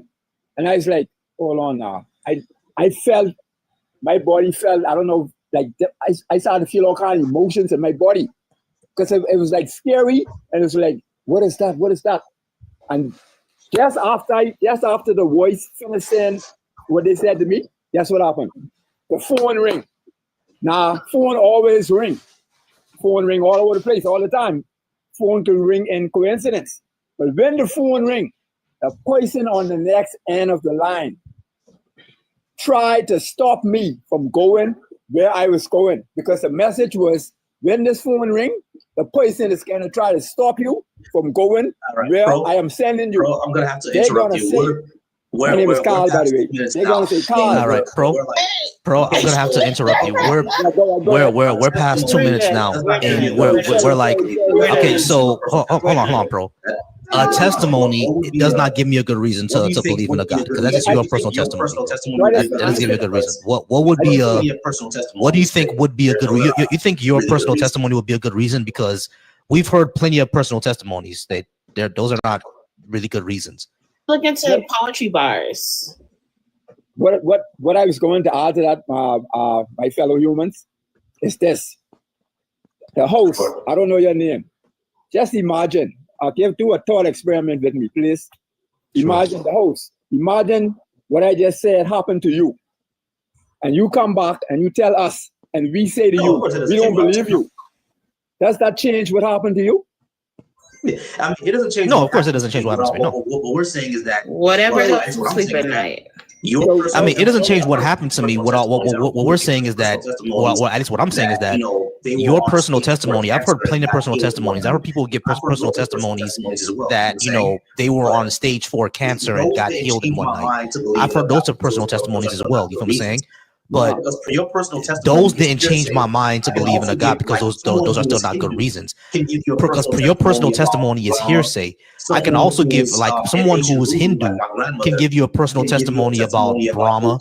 Someone who's in Haitian voodoo, like my grandmother, can give you a testimony about Ogun. Yeah, I mean, anybody can give you personal testimonies, but you're not going to become Hindu, or you're not going to, turn to Obia or voodoo just because we have personal testimonies. You see what I'm saying?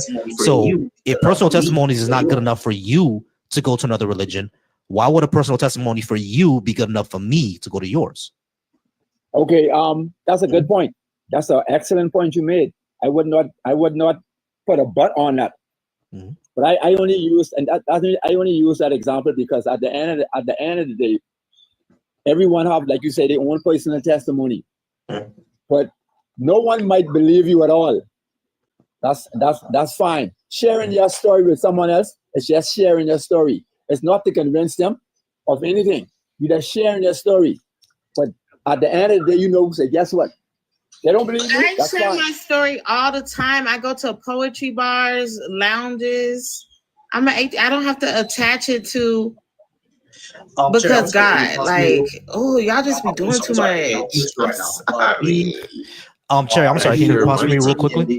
I'm sorry, Avi. I'm gonna let you go right now. BUP, are you over 18? And did you want us to give us a good reason to believe in a God? BUP. Okay, cool. No, gotcha. Yeah, I'm over 18. It's still Pro's turn. Okay, cool. Avian, did you have a question? Okay, cool. Gotcha. Give me a second, because it's still Pro's turn. Avian, did you have a question for Pro? Well, excuse me. I can't give a good example or a reason to believe, but I can also give an example of a personal experience that I had, an NDE or near-death experience. I literally fell into a river, got swept down 1.5 miles. I was underwater for over 5 minutes. I was pretty much dead. And did I see anything? Yeah. But that I know was hypoxia. And even at that time, when it happened to me, I was 7 years old. when that happened to me. And in that NDE, I just saw a massive street of gold. That's it. And that was my NDE. I tell people that all the time. They say, and you don't believe in God? No, I can't. Because I know what happens. I understand the experience, why that experience happened. So that's my personal experience. All right, Avion, if you don't mind, I'd like to throw the question back at you, at everyone.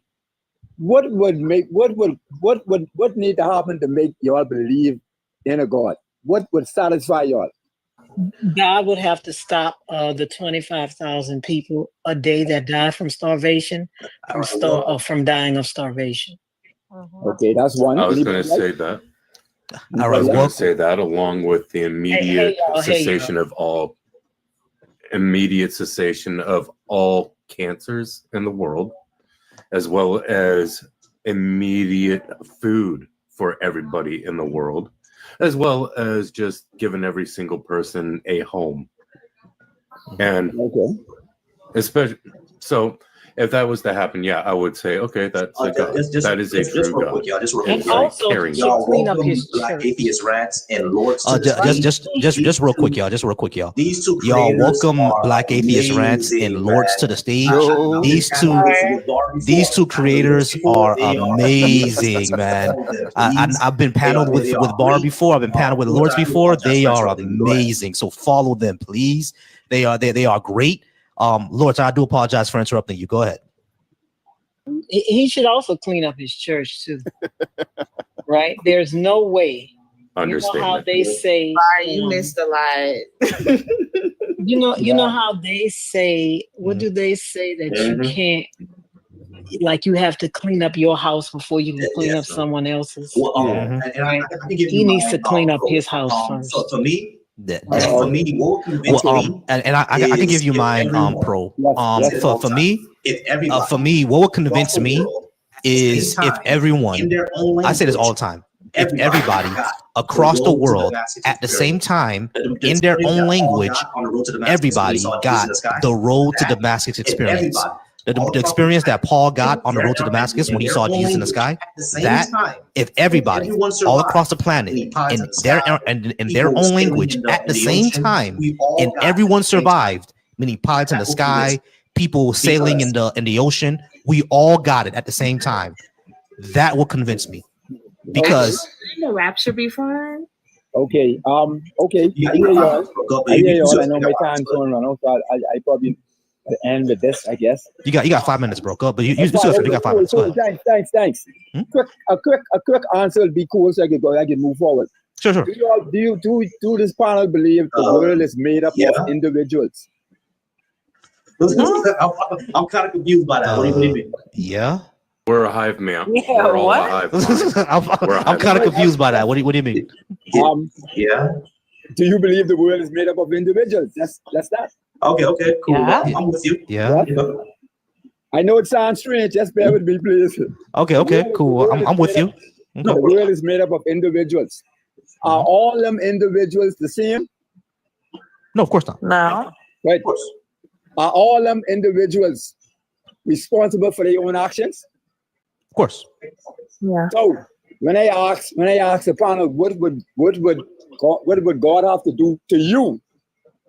To you, because we are made up of individuals. No, not to me, but that wasn't your question. Can I finish? Because you're adding something. Your question was, what would God have to do for you to show you He's real? You did not say to you at first. That's okay. If I didn't, moving the goalposts. No, guess what? Trust me, I'm big enough to say if I said that, let me clarify. Please forgive me. Yes, no problem. That's small, right? I was at my question was asked individually. What do we have to do for you? Because what you want for somebody else, they might not want for themselves. And there is no way that a person that is starving wants to be starving. What I want God to do for me is to stop people from starving, because I'm not starving, right? I'm doing very well, actually. So what I want God to do for me is to stop his children, his other children that need food. Oh, you got from starving. 3 minutes 45 seconds. How much more time I have? House? Oh, you got 3 minutes 45 seconds. Okay. Let me throw something at the host. Sure. You just showed us your wife's fingers, but they're really nice to do now. I ain't gonna lie, they're nice. I just lost my train of thought just now.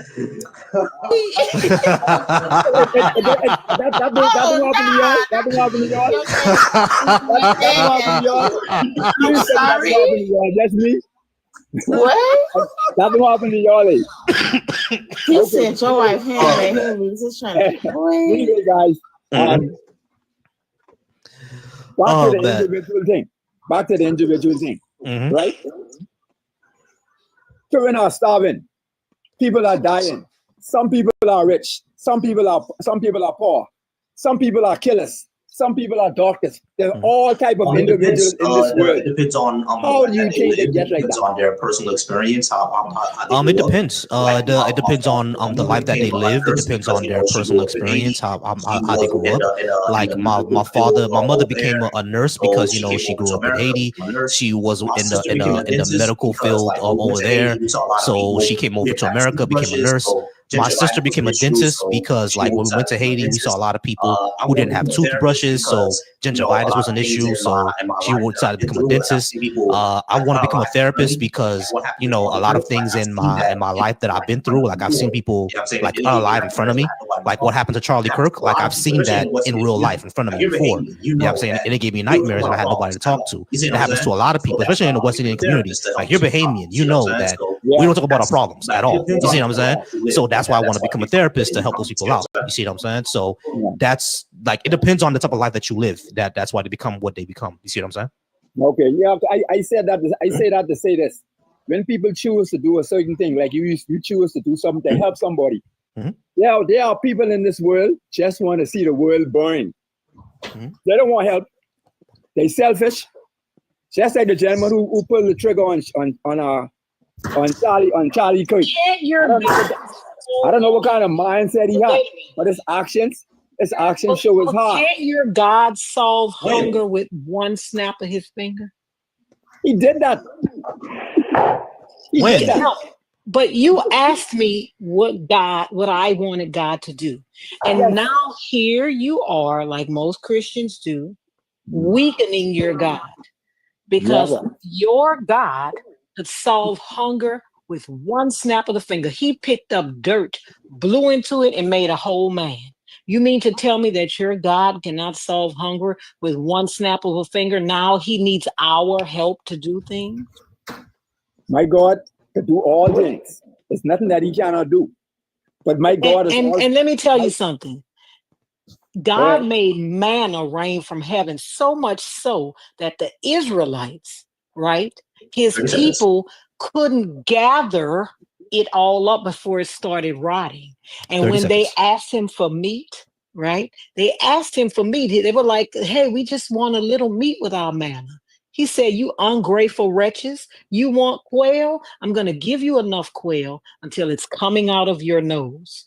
That is what your God told his people, his children, his chosen. So if he can give them enough quail to where it's coming out of their nose, right, then he can feed the hungry people in the world. That's what I want God to do. Sorry, he could snap his finger. I appreciate you being up here, but you did run out of time. We're going to go ahead and all right, sorry that I had to drop you. Pro, I do appreciate you being up here, but you did run out of time. We're going to go ahead and move on to Enterprises. Enterprises, I do appreciate you being up. And once again, shout out to Black Atheist Rants and Lords. Great panelist. All right. BUP.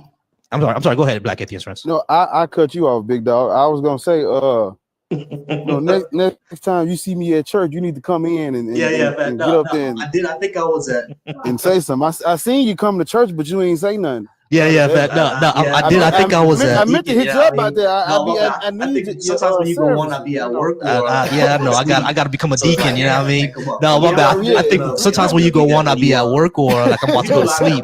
So it's like, damn, I can't come up. But yeah, I'm definitely gonna be there when you because you do lives at random times sometimes, you know what I mean? So I can't be there always. I'm working on that part. Night, But that's I'm saying, like when you if you can, I really appreciate that, you know, the perspective you bring. So like you see me live, you see church going. Gotcha. You ain't gotta add. As soon as I see your name pop up and you request, I'm pressing the button. I got you. So, I got you. You know, when you see me at church, come holler at your people, man. We need you. Oh yeah, definitely. I got you. We can definitely do that. I got you. All right, Enterprises. I appreciate you being up, and I appreciate your patience. I'm gonna go ahead and put 15 minutes on the clock, just like everybody else. Go ahead and give us in a 1 minute rundown, if you can, please. What is a good reason to believe in a God?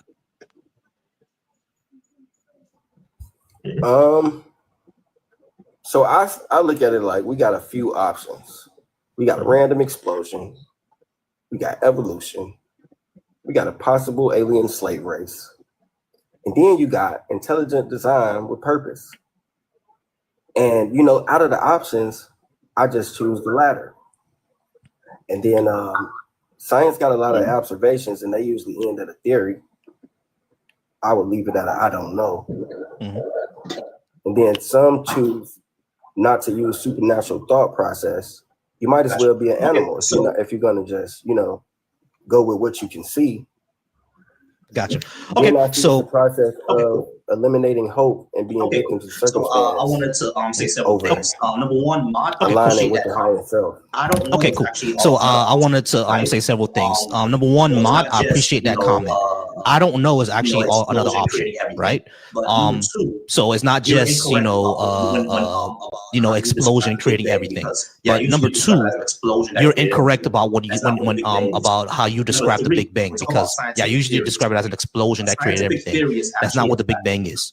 Number three, when we talk about scientific theories, a scientific theory is actually a fact, because when you look at the definition of a scientific theory, it's about observations that have been repeatedly confirmed through experimentation. All right, theories are based on a body of facts. All right, not just they're just guessing at something. It's a body of facts that come together. That is a body of facts that have been confirmed repeatedly. All right, so it's not something that a one-off or a guess or anything like that. That's what those are. Okay, so those are the three things that I wanted to point out before we move on. I want to see if Bar or Lords or Cherry or Avion, did y'all have anything to say to what he said? Because there's a lot of issues with intelligent design that evolution solves. But I want you guys to go first. If anyone who wants to go, go ahead. Yeah, I'll start because I know that Bar gonna home run after me. I do not believe in. I feel like a lot of people deconstruct from, I'm going to start with Christianity because we've been on Christianity tonight. I feel like a lot of people deconstruct from Christianity and Abrahamic religions, and then they don't know what to do with their overwhelming need to believe in something. So they transfer this need to believe in something to either witchcraft or a different religion or spirituality or hieroglyphics or the stars, the sky, intelligent design, aliens, and all this other stuff. Me, I am anti all of it. And I call it all magical thinking. All of it is bullshit, in my opinion. And we're just renaming it something else.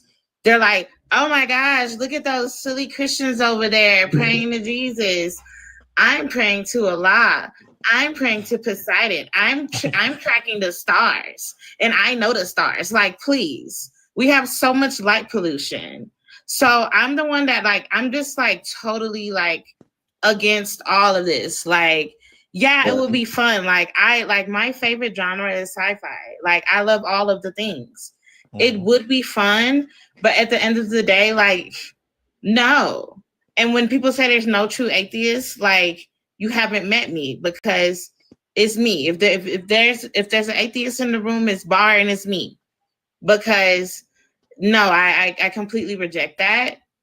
And I feel like we're just taking Christianity and we're renaming it something else. That's all I want to say to that. Hey, I appreciate that, Cherry.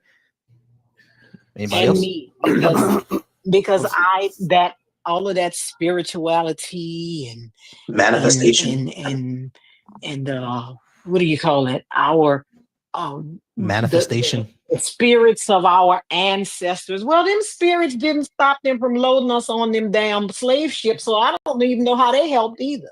That's what I want to know. How did they help? They didn't stop. My thing is, Lord, can the spirits rest? Like, damn, like they was slaves this whole time, and now we calling them every 5 minutes. Goddamn, I would be pissed off.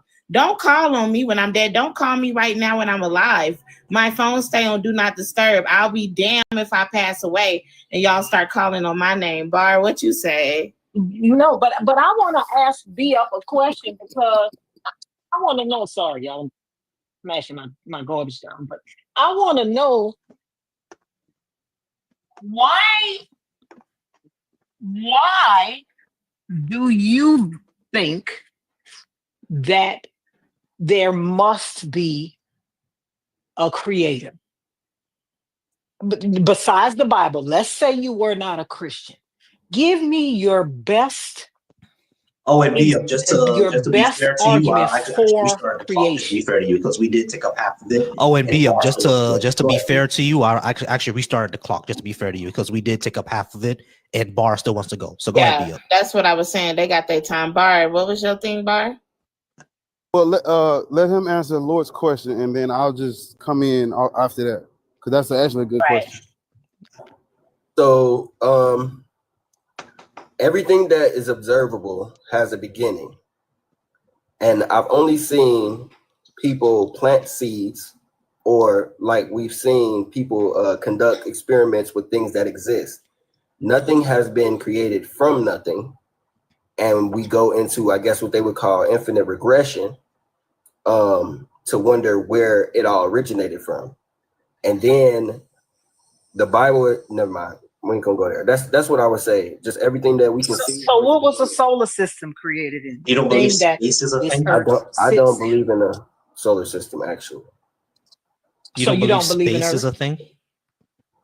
Yeah, I believe space is a thing. We have space in between everything we can see. So who created space? But no. I'm talking about the galaxy and beyond what we can see. I don't think it exists. No. Holy shit. No, go ahead, Bar. I just mean the part that we can see. We ain't got to go beyond the part that we can see.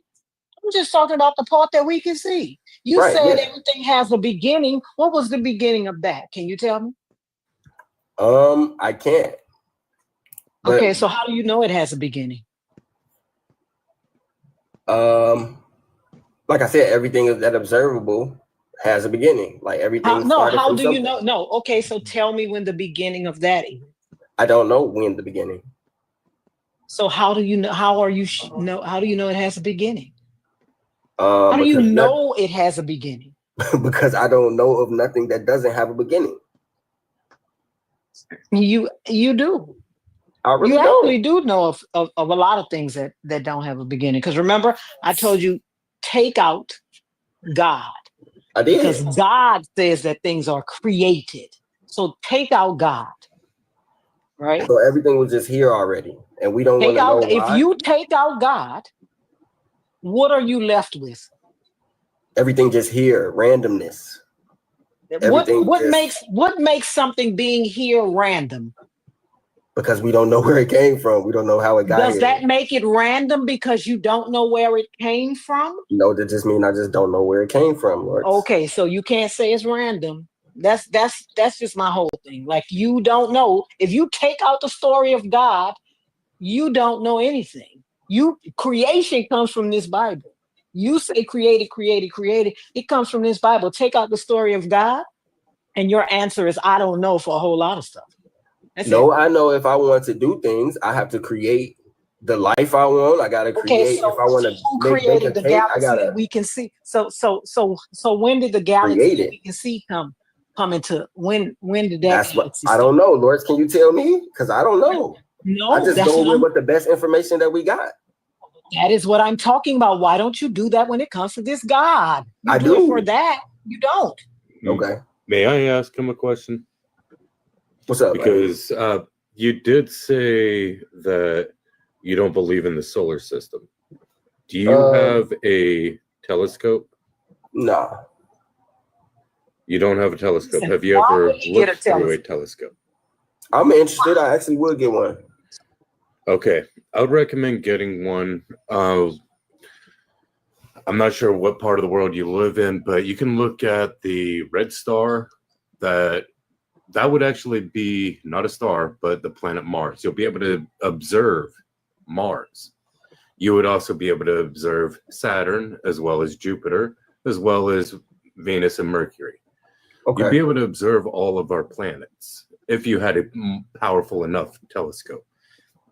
And I actually don't doubt that. I think I'm more against the whole fact that we've been out there. So Enterprise, let me ask you a question. You think that we've never been to space? All right, so I don't doubt you can see these things. So Enterprise, let me ask you a question. You think that we've never been to space? Okay. I think maybe we've been to the moon. Maybe. Okay. So you don't, and I think we've been very high in altitude. So in the firmament. But the firmament doesn't exist. Remember, I told you to throw away the Bible. This is what we're working with now. Throw away the Bible, so you can't use the firmament. So where's the moon? I just learned from science this morning that there's something called like a heliosphere or something they say is still a barrier that protects us from part of the atmosphere. But the heliosphere I'm sorry, guys. The heliosphere is part of the atmosphere. It's not a dome. It's not a glass crystal dome that the firmament is supposed to be. I get it, but they're saying it's a protective barrier now. Now they're saying it's a protective barrier. Right. Go ahead. Go ahead. I'm sorry. Is it a protective? Is the firmament a protective barrier, or is the firmament something we can't go beyond? Because if you think it's something we can't go beyond, that's not the heliosphere. Right. And I'm saying that we can't go beyond it. But again, I haven't been. I don't have no studies. I don't really do science like that. Say I've been under a rock. That's cool. But we can go beyond it. What do you think the Voyager 1 probes are? The Voyager 1 and the Voyager 2 probes, they went. I don't know. Voyager 1 probe? Yeah, the Voyager 1 and the Voyager 2 probes, they went past Pluto already. Like, we have pictures of Pluto because we sent a satellite there. You've seen it, right? Okay. So we've been past the heliosphere. The heliosphere. No, I'll take a look at it though. Firmament is okay. Not real. Yeah. When so we've been past the heliosphere. The heliosphere is not the firmament. The firmament is not real. Right? When they say it's a protective barrier, they're talking about radiation from out from the sun, right? Because the sun gives off radiation and it gives off a magnetosphere. Like for us to not strip our atmosphere away, the heliosphere is there as a barrier that protects us from the gamma radiation that comes from space. So that's all it really is. It's not an actual dome that we can't go past. For example, like I We've said, been past this planet. Like we have interstellar objects. Right now, they're past like for example, like I said, Voyager 1 and Voyager 2. They were launched in the 1970s, and right now they're past Pluto. They're heading towards the interstellar space. Yeah. Actually, I just read that Voyager 2 is approaching the Kuiper Belt.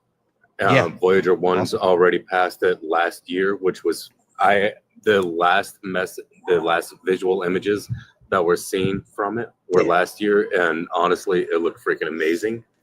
It was absolutely amazing.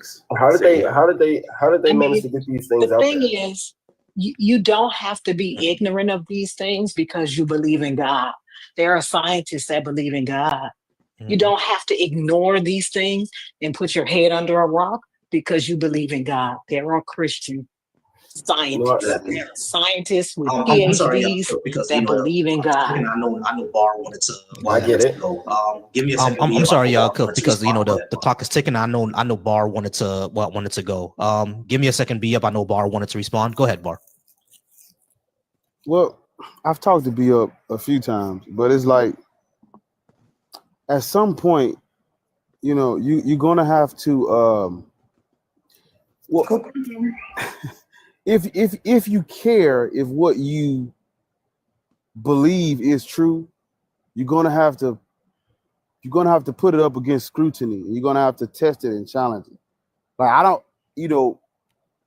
these discussions, we're not trying to like at the heart of it. Sometimes when they do get disrespectful, then that's different. But at the heart of it, we do this to try to like get you to think a little bit more than what you've been thinking, and it's like you're gonna have at some point you're gonna have to put these beliefs to the test and see if this stuff actually lines up with history and reality. And when you do that, it's like, what do you come with? I actually try to do that. I don't try to just. Matter of fact, I tried to take off the what you would call the Christian goggles to not be afraid to look at other information.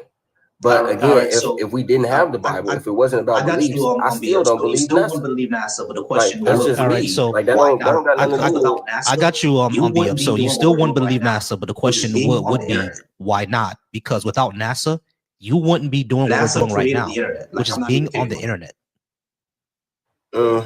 Okay. NASA created the internet. Like, I'm not even kidding about that. They go under the ocean. Right. So what we need NASA for? They literally created the internet. Right. The satellites that are in the sky, yeah, we need they actually the satellites that are in the sky, they actually speak to NASA about launching those satellites into the sky. That's why we still need NASA. Hey, Kate, like research and development happens in NASA. Hey, welcome in, Kate the Gate. Hey, Kate, how's it going, Kate? That's why we still have NASA, because, a lot of the research and development comes from there. Now, right, so that's why we still have NASA, because a lot of the research and development comes from there. Now, I want to go to something that you said. You said that you do when you respond to bar. You said that you do try to take off the Christian goggles sometimes, right? However, intelligent design is in of itself like a Christian propaganda thing. So have you looked into like the responses and the issues with intelligent design? For example, one of the main arguments about intelligent design is irreducible complexity. For example, one of the main arguments about intelligent design is irreducible complexity. But we know irreducible complexity is incorrect. It was proven that not only in scientific papers, but even in court, that irreducible complexity is not a thing. It's not true, essentially. So that's one of the big silver bullets in intelligent design hypothesis. Well, again, I go back to nature, and I'm talking about like fruits, plants, the ecosystem, how Earth would work perfectly if no one was here because of the nature. What do you mean the nature that was put in the system? That was put in a system. So that's kind of what I'm talking about. What do you mean the nature that was put in the system? What does that mean? Yeah, what about it? Like there's the circle of life. What? So I would say, like I said, like Earth would do fine without us here. Yeah, sure. But what? So what? What does that mean? That's intelligent design because it's self-healing, it's self-repairing, and it's all about growth in life. Do you know what evolution is? All right, but that's evolution. I disagree with that. Do you know what evolution is? What is evolution? What does actually say? No, I'm asking what is it? What does it actually say? Right. So I just know it's, I guess, is a evolving theory of species, population genetics. But essentially populations right. So evolution is a theory of population genetics. Essentially populations change and adapt over time. So that's not just that like populations change and adapt over time on their allele frequencies, right? So that's not just animals, that's also plants. That's also fungi, things, everything like evolves in that way. But evolution so when you talk about how the Earth like would be fine without us, yeah, sure. But evolution will still be going with if we weren't here. But yeah, go ahead, you.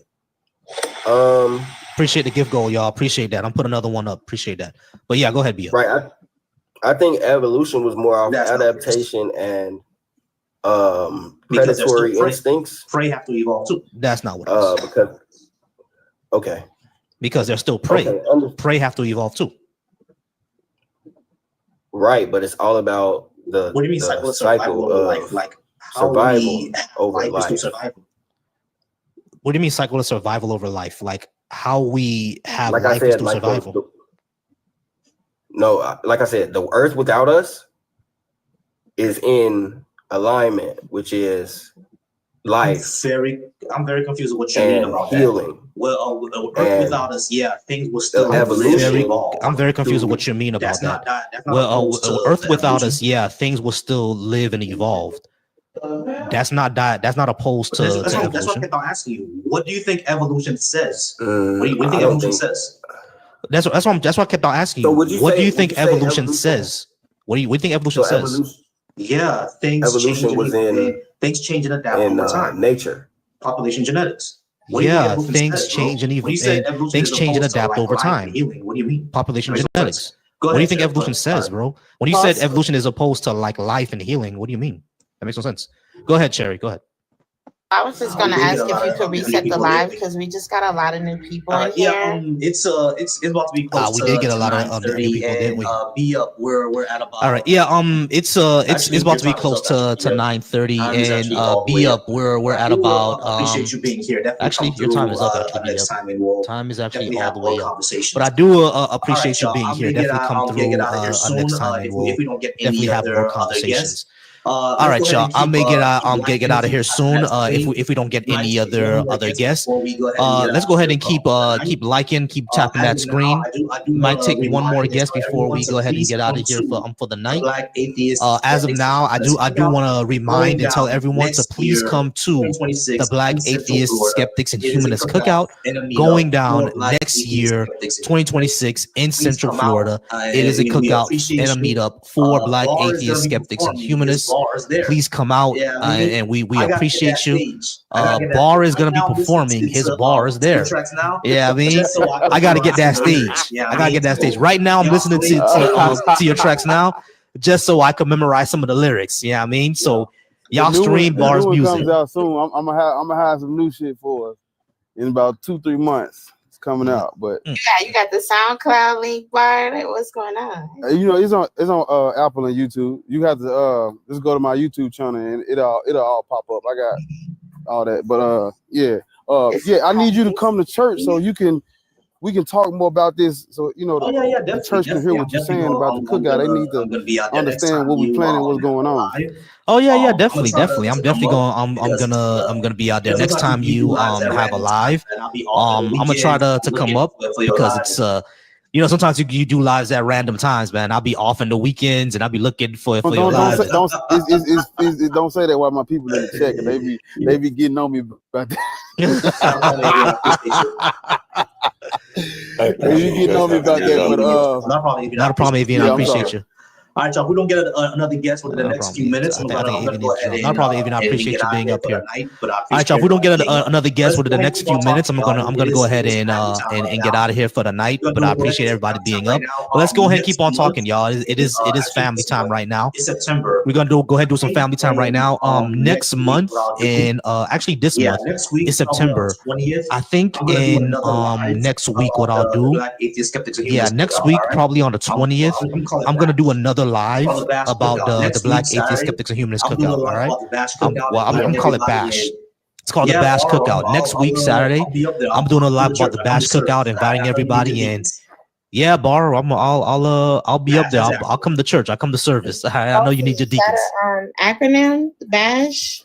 B.A.A.S.H. That's the acronym. That's cool. I told him that's cool. And while we waiting on somebody to come up, man, look, I'm just giving you your flowers, bro. We appreciate what you're doing up here. And bro, like you very knowledgeable. I learn something new every time you get up here and speak. So I appreciate your work, bro. For real. Like, hey man, I appreciate that. Even if it's just me in the goddamn stands, appreciate you. Turn your ass on, please keep going. Hey man, I appreciate you. I definitely appreciate you.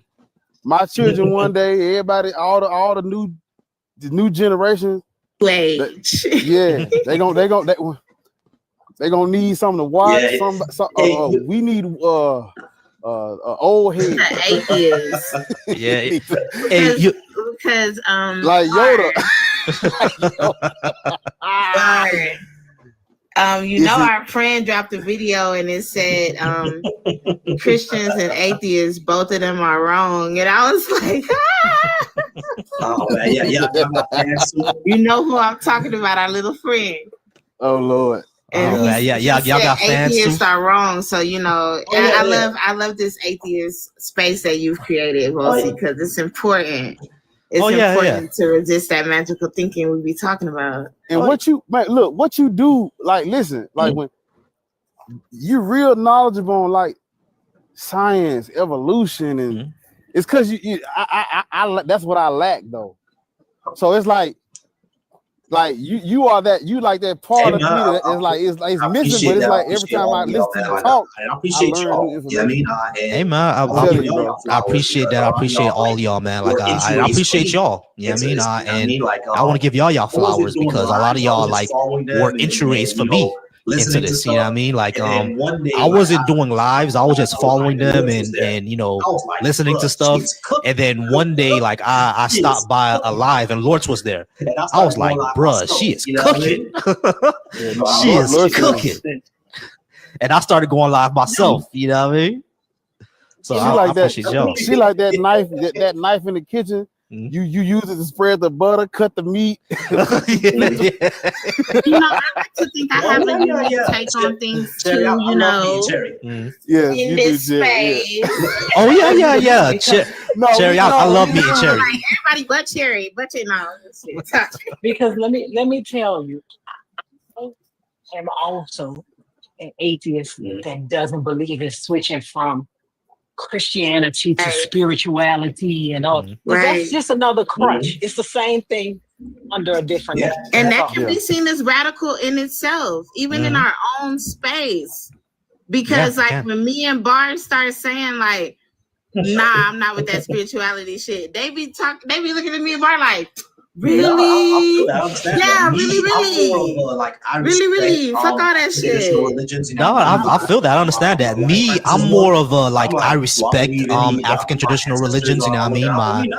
My wife practices one, but I'm like, do I believe my ancestors are looking out for me? No, not really. It'll be more of a metaphorical thing to me. Other than that, I'm just living my life. I don't need to be spiritual or anything. Ariel, how's it going? I'll get to you in a second. Go ahead, Bar. I'm sorry. This is the thing about it, right? A lot of those spiritual practices were forced, right? Everybody couldn't do that. Those things were usually passed down from family to family to family. So that wouldn't even be like Christianity where all Ariel, how's it going, Ariel? I know you not facts, absolutely facts. Ariel, how's it going, Ariel? I know you a friendly of mine. I appreciate you. How's it going, Ariel? I am a YT Christian woman, and I came up here to have the conversation about my Lord and Savior, Jesus Christ. No, we don't need Going on, white lady. We good, white lady. No, we don't need any raisins in the potato salad today. We don't need that. No. That felt so wrong coming out of my mouth. Did it? Tastes like Watergate salad. Oh, bad. What Kay say? The brickle broccoli. The brickle broccoli. Beans and figgy wiggets. I tried to fool somebody. I don't know whose live I was on, and they were like, "This sounds like Lords." I'm like, "Y'all know what? Y'all ain't shit. I can't even hide my voice for you. One day I'm gonna get me a voice change and do it. I'm not like Oso makes such voices, and I can't ever figure out if it's him or not. Yeah, also I don't know how he does that. He does a whole personality, like also, please. And he was trolling me. I remember also came to my live and tricked me one time because his voice was completely different, and he was trolling me. I was like, hold on. He said something. I was like, I recognize that. I said, oh, so that's you. That's when he broke character. I was like, why are you trolling me, bro? How did he troll? Hey, good night, Cherry. Good night. Going one day, and Lords came in there. I saw it in the comments. I was trying so hard not to laugh. She was like, "Is this Ariel?" And I was like, "Lords, don't you dare!" And she came up on the panel and was like, Aaron, I couldn't. All I right, couldn't y'all. hold But it. It sounded can make like it out to the bash, then definitely make it out to the bash. Oh, bad. All right, y'all. But if y'all can make it out to Bash, then definitely make it out to the Bash cookout, man. Because the reason why this is the reason why I do all this. You know what I mean? So we actually have that community. You know what I mean? Because I always felt that we needed that. Right now it's only online, but we're gonna get it in together in real life. And just to let y'all know, I may look tall right now, but I'm a very short guy. So let off all the short jokes in the first hour, okay, please. Yeah, I'm telling y'all gonna be surprised. I'm short as hell. So let off all the short jokes in the first hour, please, and then we can move on with our lives. Get over it. Yeah, check the link tree. All right, y'all. Do you have a Discord or anything? Yeah. For Check the event? check the link tree in my bio. It's the Ask Black Atheist Discord. You can go ahead and go in there, and I'm gonna be like promoting it a lot. Next week, next Saturday, I'm gonna do another live, just us talking about it and promoting it and trying to get more ideas. I definitely need Bar to perform his bars. And try to get Blatant out there, all right, Bar? We need Blatant out there as well. You feel me? Yeah. I'm gonna try. Oh, so you really been listening? I'm gonna try to get him out there though. I'm gonna try to get him out there. Yeah. Blatant got some bars, man. Like Blatant got some bars. Listen, 30 seconds. I'm gonna tell you how it happened. So just show you how it is just meeting new people. When I first met him, he was on the live stream. I didn't know nobody up there, and I met him up there, and he told me he knew how to rap. I knew how to rap. Nobody's made a single song yet, and so just I mean the exact same thing you doing, just pushing the envelope and pressing the green button. I'm like just sitting up one night and I said, you know what, fuck it. I recorded a song and sent it to him. I recorded Adam and Eve and just sent it to him, and 2 whole mixtapes come off of that. Now he done dropped the solo album. I done dropped the solo album. He on my new album that's about to come. It's like that's how it be. So you just don't know. Like when you talking about we talking about a cookout, the B.A.A.S.H cook. Man, you don't know what you about to get, man. Look, it's like a fucking that's what I domino. Like this knocked the little one over the bigger one. Larger than telling you, bro. What we ever expected. That's what I think too. Like this could become something larger than what we ever expected. You know what I mean? But it all starts, all starts small. You know what I mean? It all starts small. No matter if I only have 20 or 30 people out there, you feel me? Even that, I'm still gonna be streaming it live. You know, when it's happening, and if anybody wants to come out to the next one, definitely, because in 2028, there's people who live out in the West Coast. There's people who live out, up north who may not be able to come.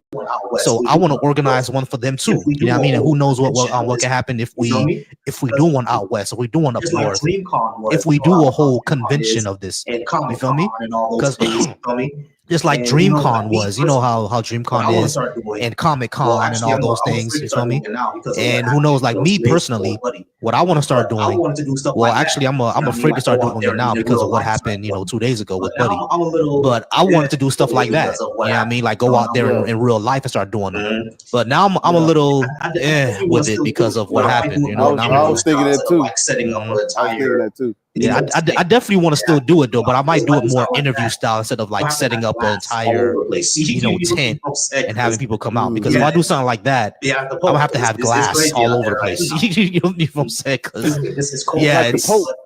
the Pope, because it's crazy out there right now. Excuse me, this is cold. It's crazy, but. I still want to go out there and do it in real life though. I definitely want to do that. People are slowly coming in. For sure. I'm with you.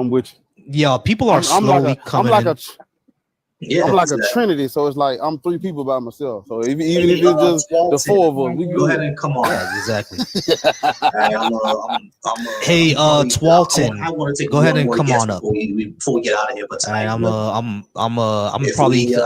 want to take one more guest before we get out of here for tonight. But that's a dope name. If we can't get another guest, all right. Here's Hi. How's it going?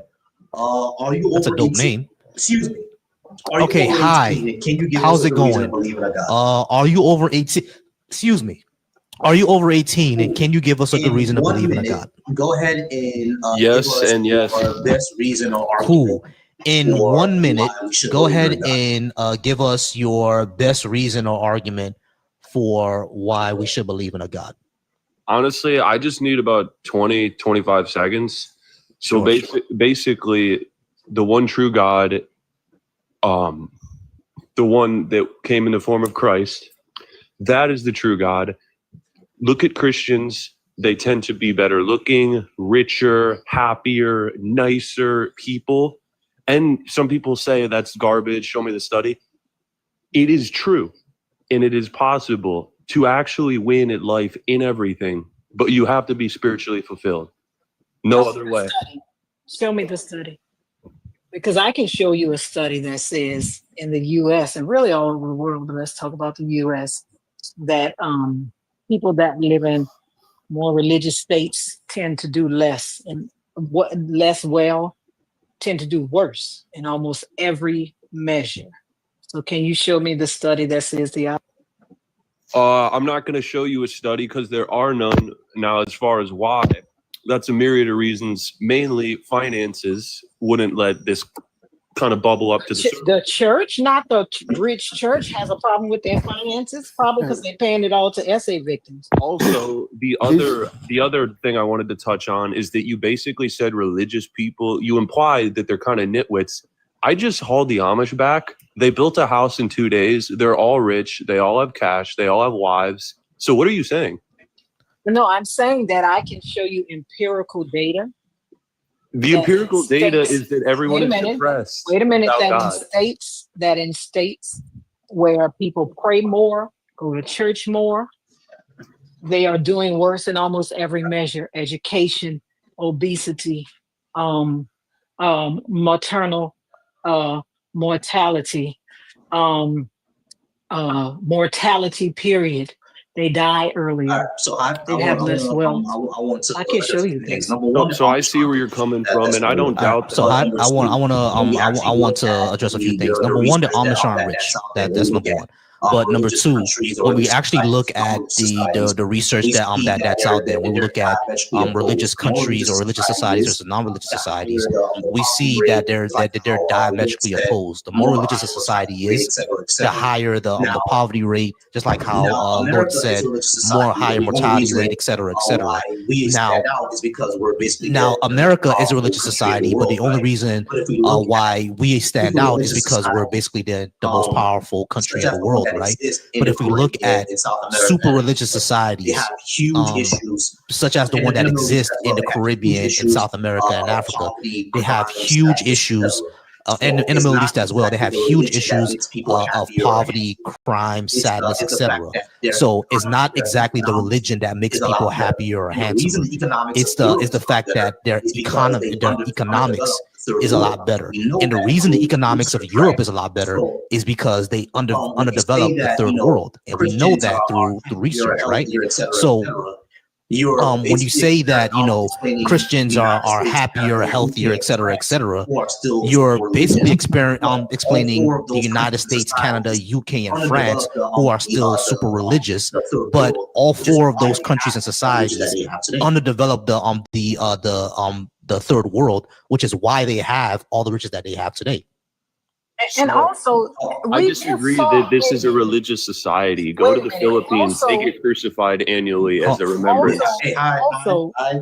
We just saw the governor. This is an atheist society, and you're. Hey, hi! Someone else is talking. Go ahead. Go ahead. Also, we just saw the governor of Utah on TV.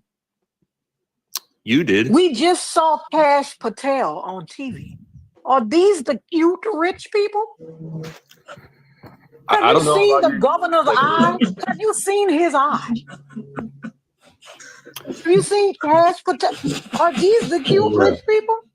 Did you see the man they unalive? Are these the cute rich people? So here's how I would respond. One, you built up a premise on subverted Christianity, subverted, flawed, psyop Sir, Christianity. you say And then Christianity, sir. I let you talk. I just got to land this plane. Wait a minute. Don't Then try you to move reference the the goalpost. TV. Then you reference the TV as if, oh look, it's so obvious. No, it's not. When you said subverted Christianity, what does that What are mean? you talking about? Hi, I have no clue what you're getting at. When you said subverted Christianity, what does that even mean?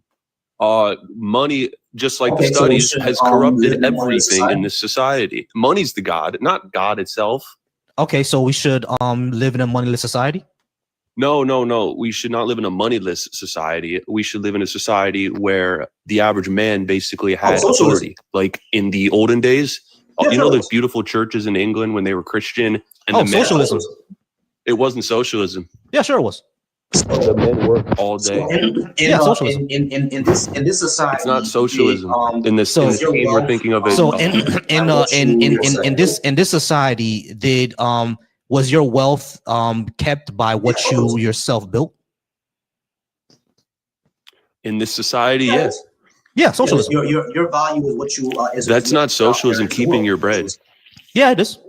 Yeah, it is. Your value is what you is what you put out there into the world. That's socialism. The value that you put into That's capitalism. No, it's not. Capitalism is the value that you put into something that the person that owns it can profit off of it. But if you keep the profit for yourself, that's socialism.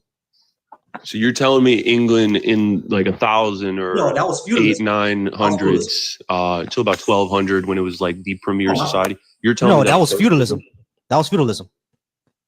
Well, now you're switching it. No, I'm not. But this is all in a vain attempt to poo-poo the Christian societies that were amazing back then. Christian societies weren't amazing back then.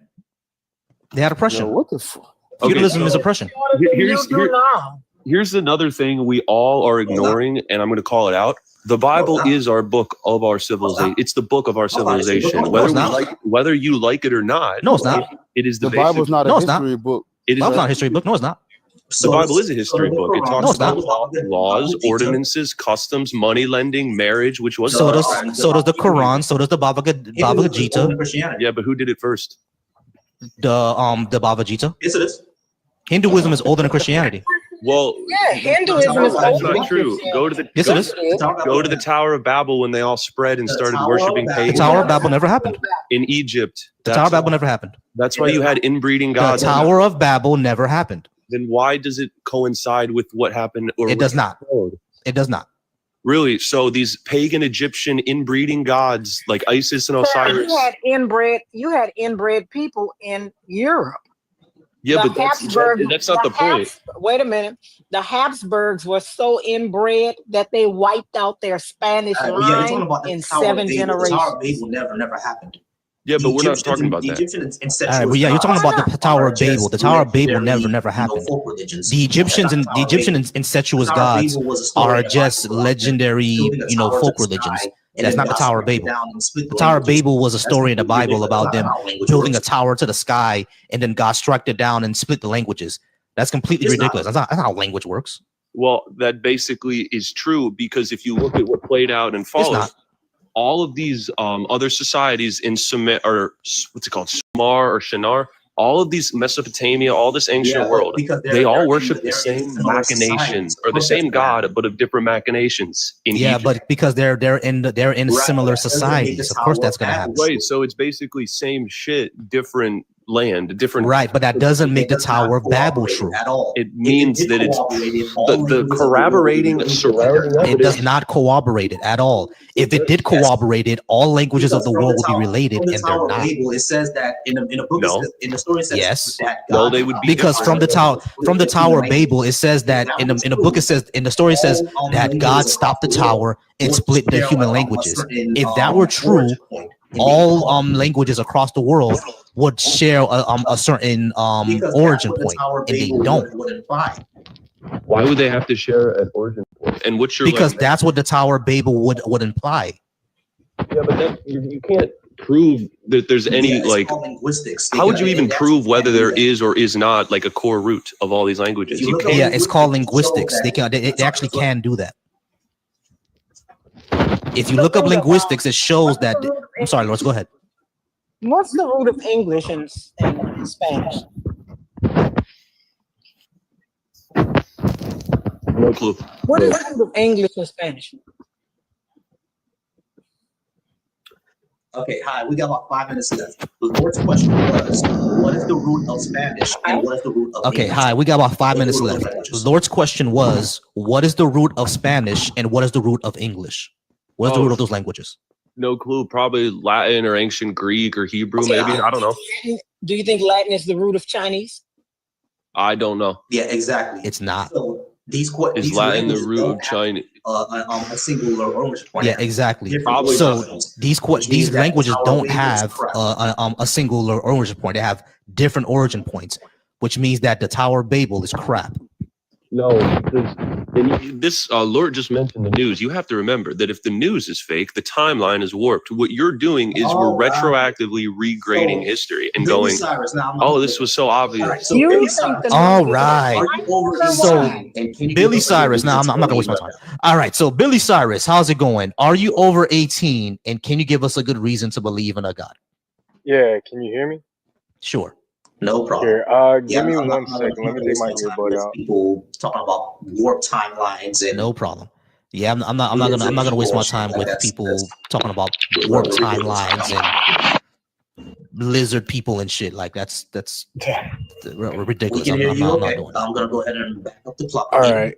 Is that? So give us can you guys hear me about okay? 1 minute. We can hear you. Okay, I'm What's gonna go ahead and back up the reason clock you again. have to believe in a All God? right. So give us in about 1 minute. What's the best reason you have to believe in a God? So just the nature of mathematics is something that's not observable within the universe, like physically. Like you don't find the number 3 out in nature. You find like sets of 3 things, but like numerically, like conceptually, like that's where you find 3, right? Like it kind of occurs in the mind, but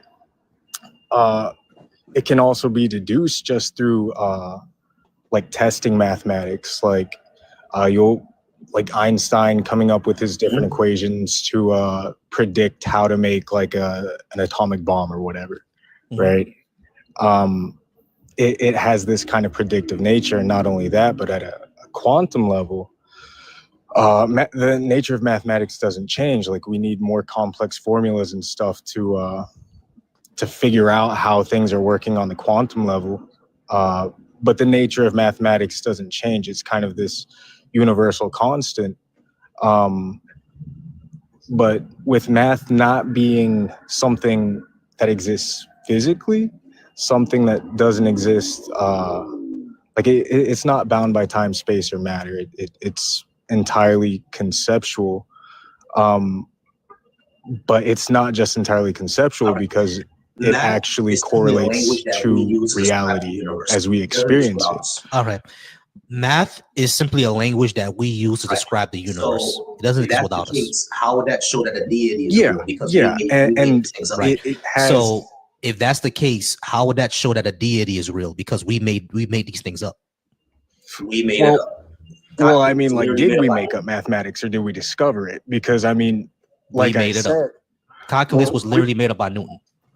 Well, we formulated the language for it, but across history, we have people discovering mathematics who had no communication with each other, and we're all discovering the same kinds of things.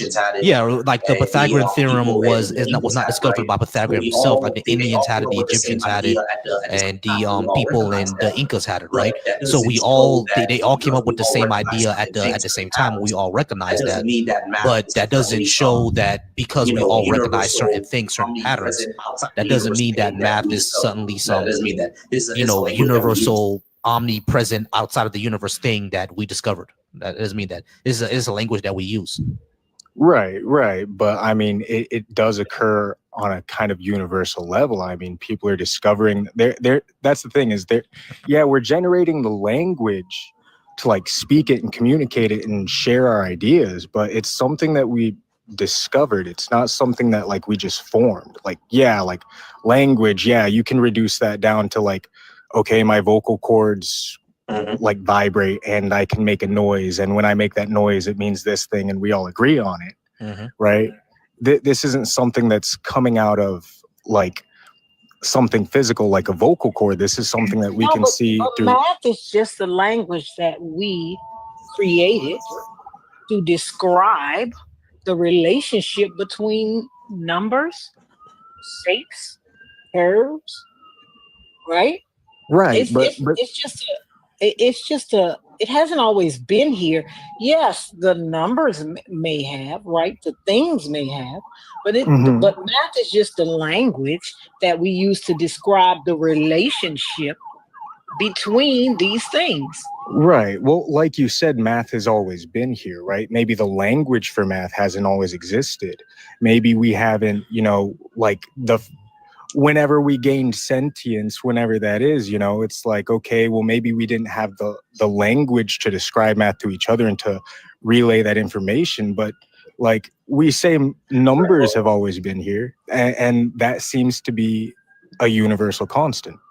I mean, I don't think numbers have always been here. Like somebody had to make those numbers up. Yeah, and the reason, just like how Lord said, numbers have not always been here. We made it up. And the reason we made it up is because it saves energy, right? Instead of saying, here's a thing, here's another thing, and here's another thing, we just say, here are three things. You know what I'm saying? And instead of saying, here's a thing, we just said, here are 20 things. You know what I'm saying? So we do that in order to save time and energy. But numbers are completely made up. They didn't always exist.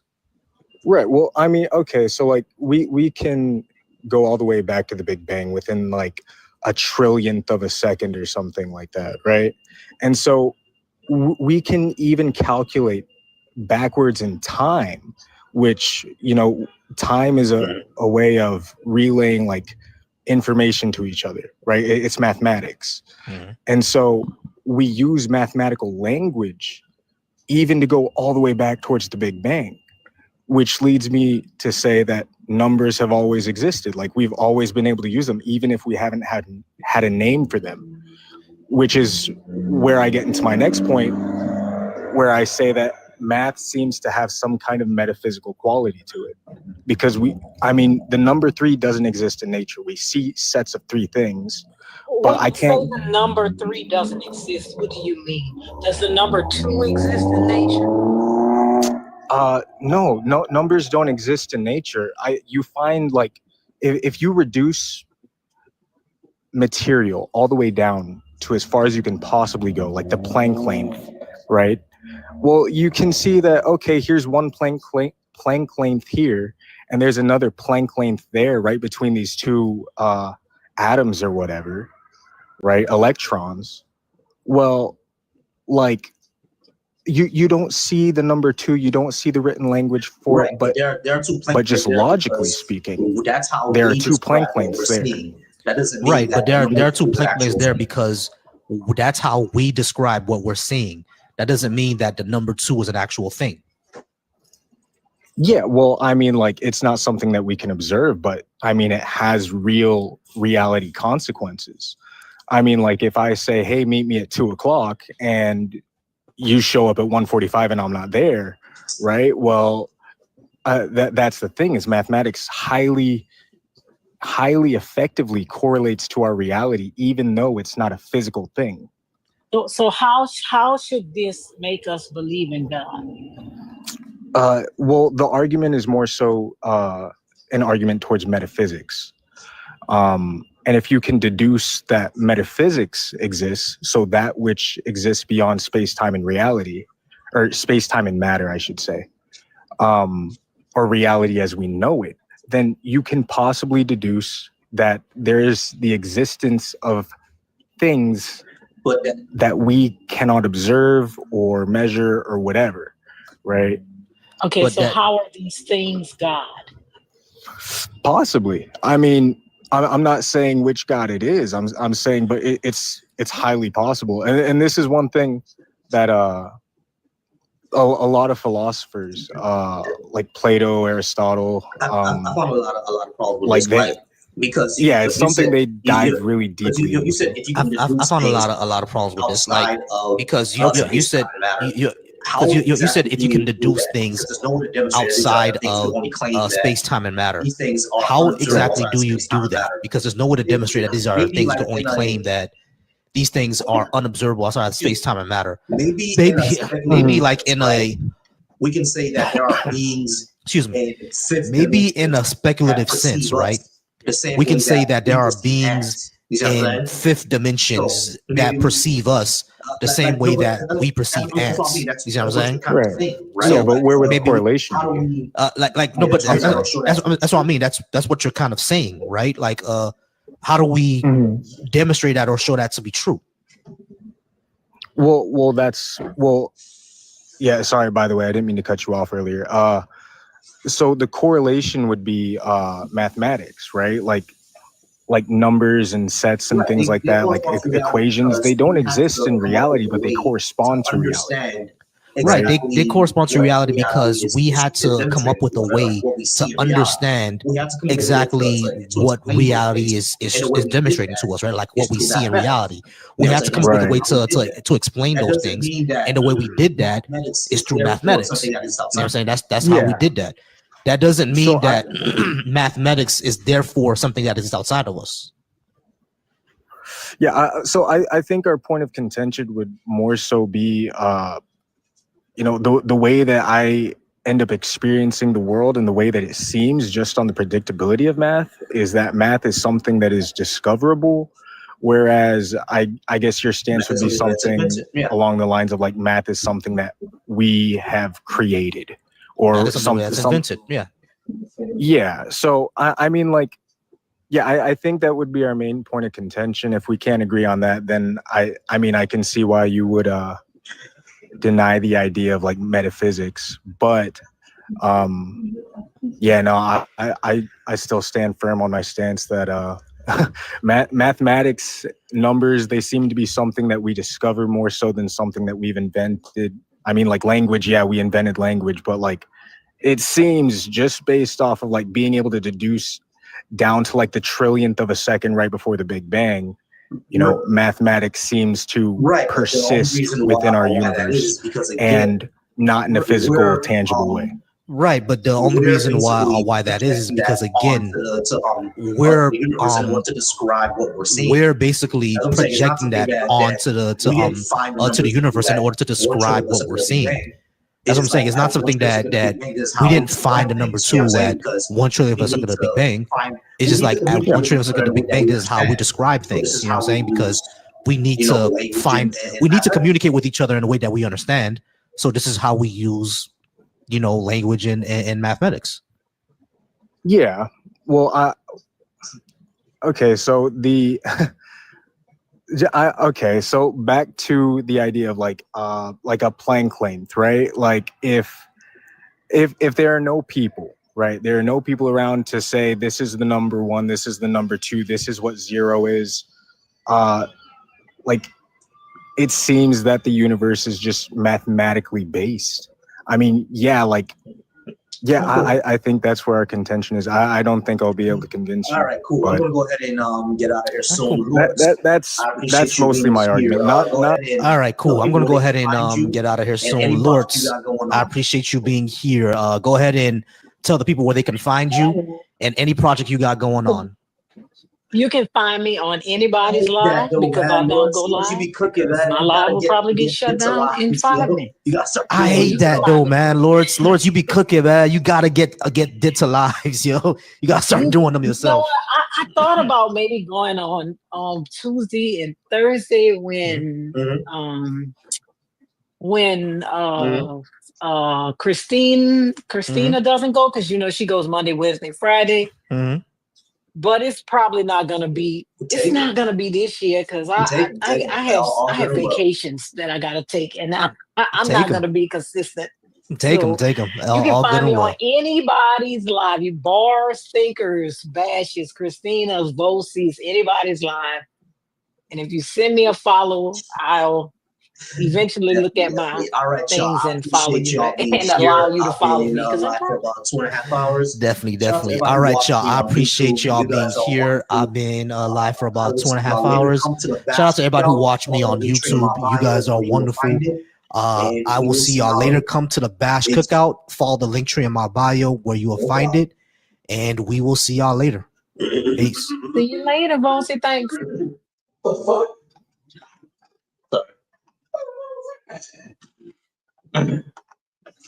Yeah.